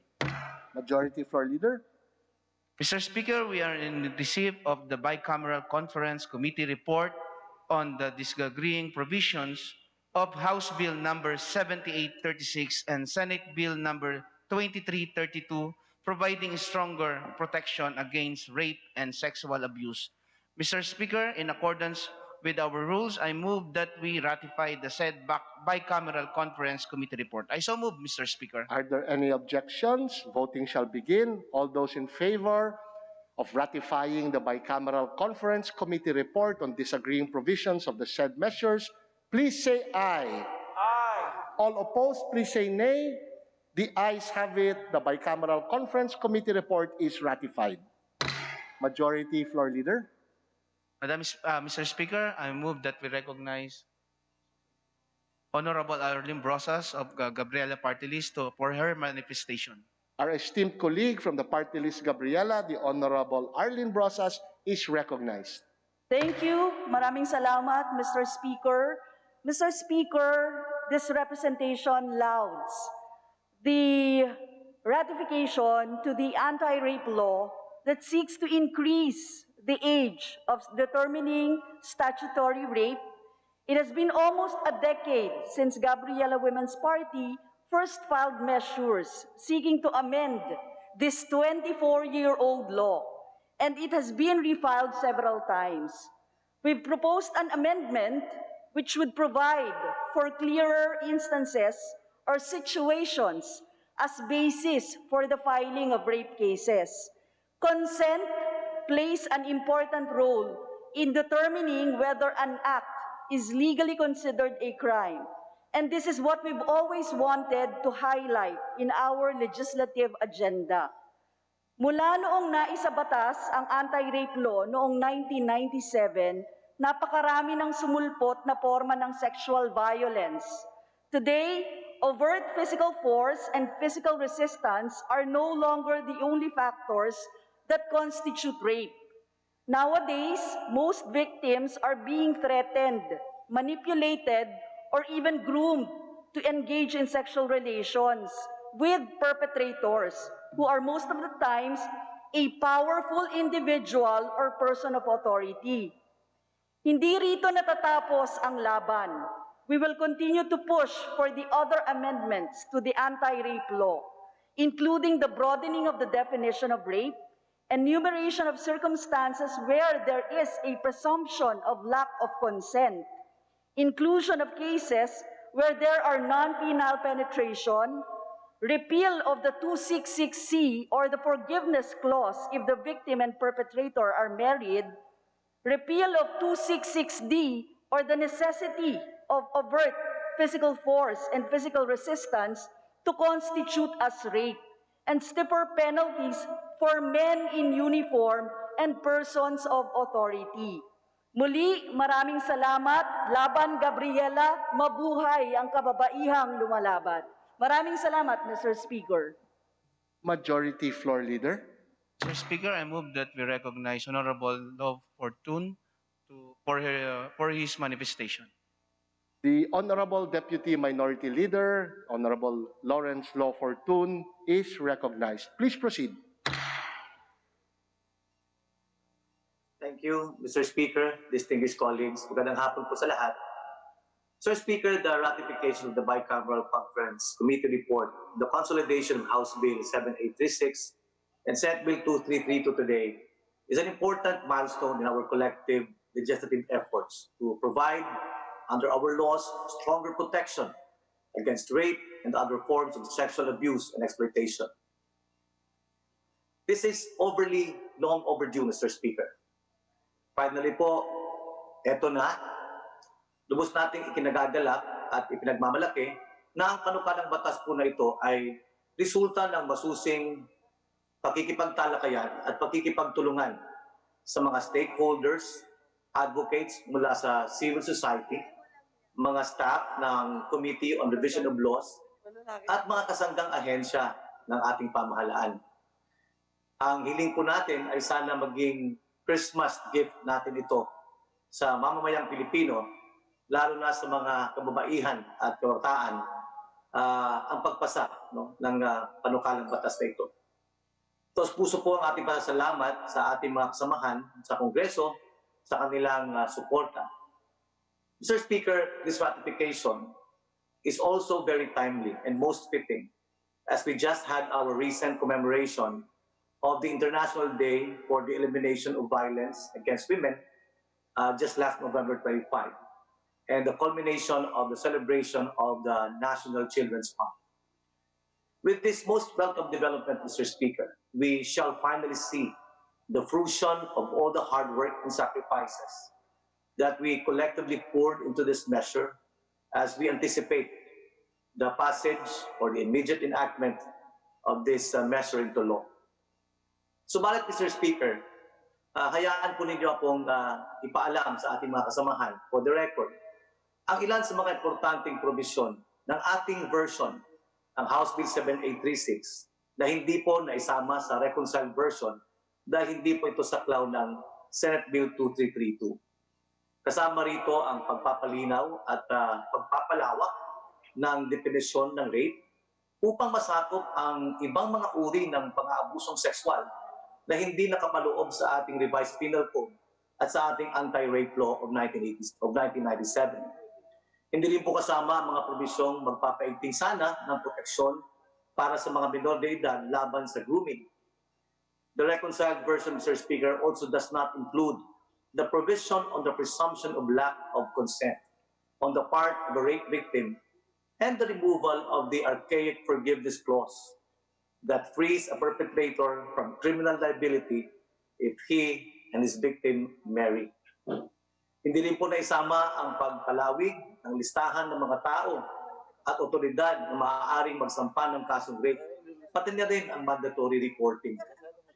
Ang pagbabawal din po ng pagsumite ng affidavits of desistance at amicable settlements ay hindi rin po napaloob sa reconciled version. Kasama na rin ang mandatong mapanatili sana ang confidentiality ng lahat ng rape proceedings. All of these, Mr. Speaker, were contained in the House version, but not in the Senate version. While we might not have achieved everything that we envisioned, Mr. Speaker, for the final version of the measure, the passage of the version now is still a momentous and legislative landmark and historical victory for all women and children, especially the victims of sexual abuse and exploitation. The passage has achieved what we have all sought, to enhance our laws against rape and other forms of sexual crimes, especially against children who are vulnerable to abuse and exploitation. The reconciled version, Mr. Speaker, expands the definition of rape to equally protect men, women, and members of the LGBTQIA+ community from this heinous crime. As we noted before, our current rape laws do not cover sexual abuses against male persons or those committed against a person of the same gender as the offender. Instead, such acts fall under other forms of sexual crimes that are imposed with lesser penalties. This is unfortunate, Mr. Speaker, because the prevalence of rape against young boys is almost twice that of young girls, as revealed by a national baseline study. Most importantly, Mr. Speaker, distinguished colleagues, the ratified version increases the age for determining the commission of statutory rape from the current 12 years old to below 16 years old, thereby finally rectifying the unflattering record of the Philippines of having one of the lowest age for statutory rape among members of the ASEAN countries and way below the recommended age provided in international conventions. With this amendment, Mr. Speaker, we aim to finally end child rape and ensure as well the recognition of the evolving capacities of children in the close-in age provision of the measure that we just approved. Ganun pa man, Mr. Speaker, we remain grateful that this vital legislation has reached this significant milestone.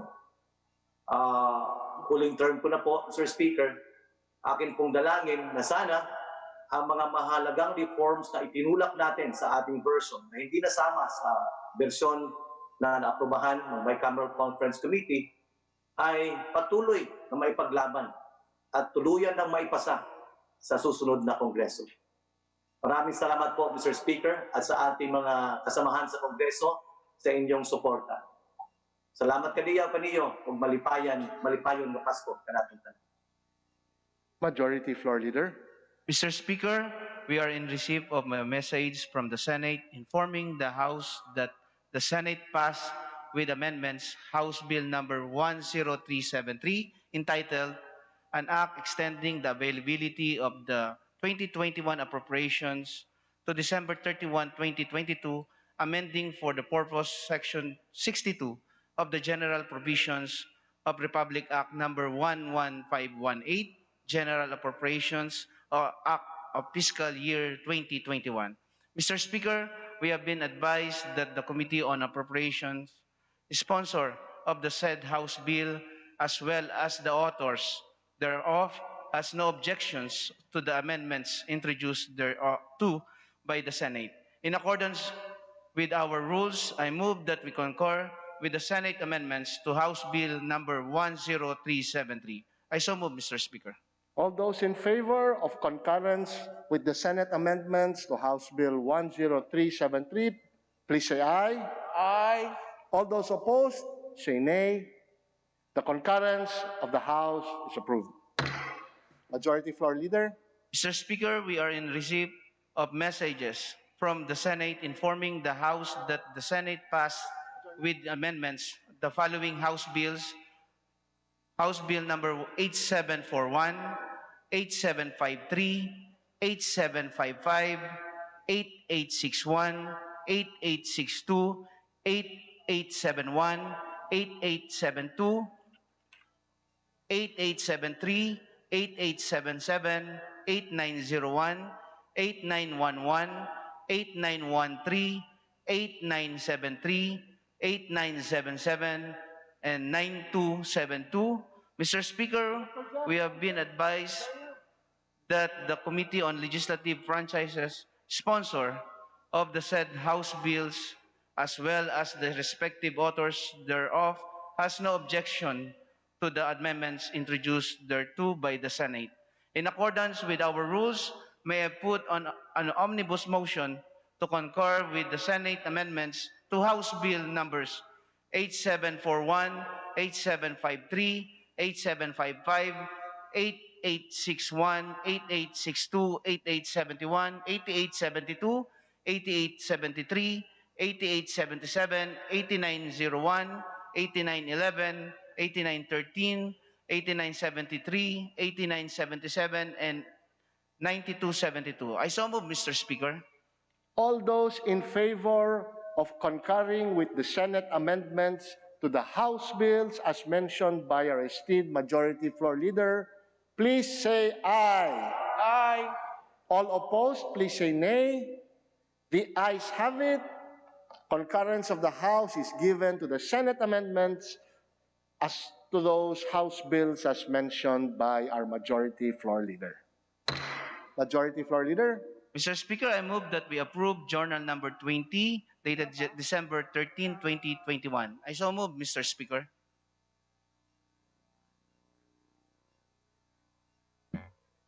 Hearing no objection, the journal, as mentioned by a Majority Floor Leader, is approved. Majority Floor Leader. Mr. Speaker, I move that we adjourn session until tomorrow, dated December 15, 2021 at 2 p.m. in the afternoon. I so move, Mr. Speaker. Hearing no objections, the motion is carried. Session is adjourned till tomorrow, December 15, 2021, 2 o'clock in the afternoon.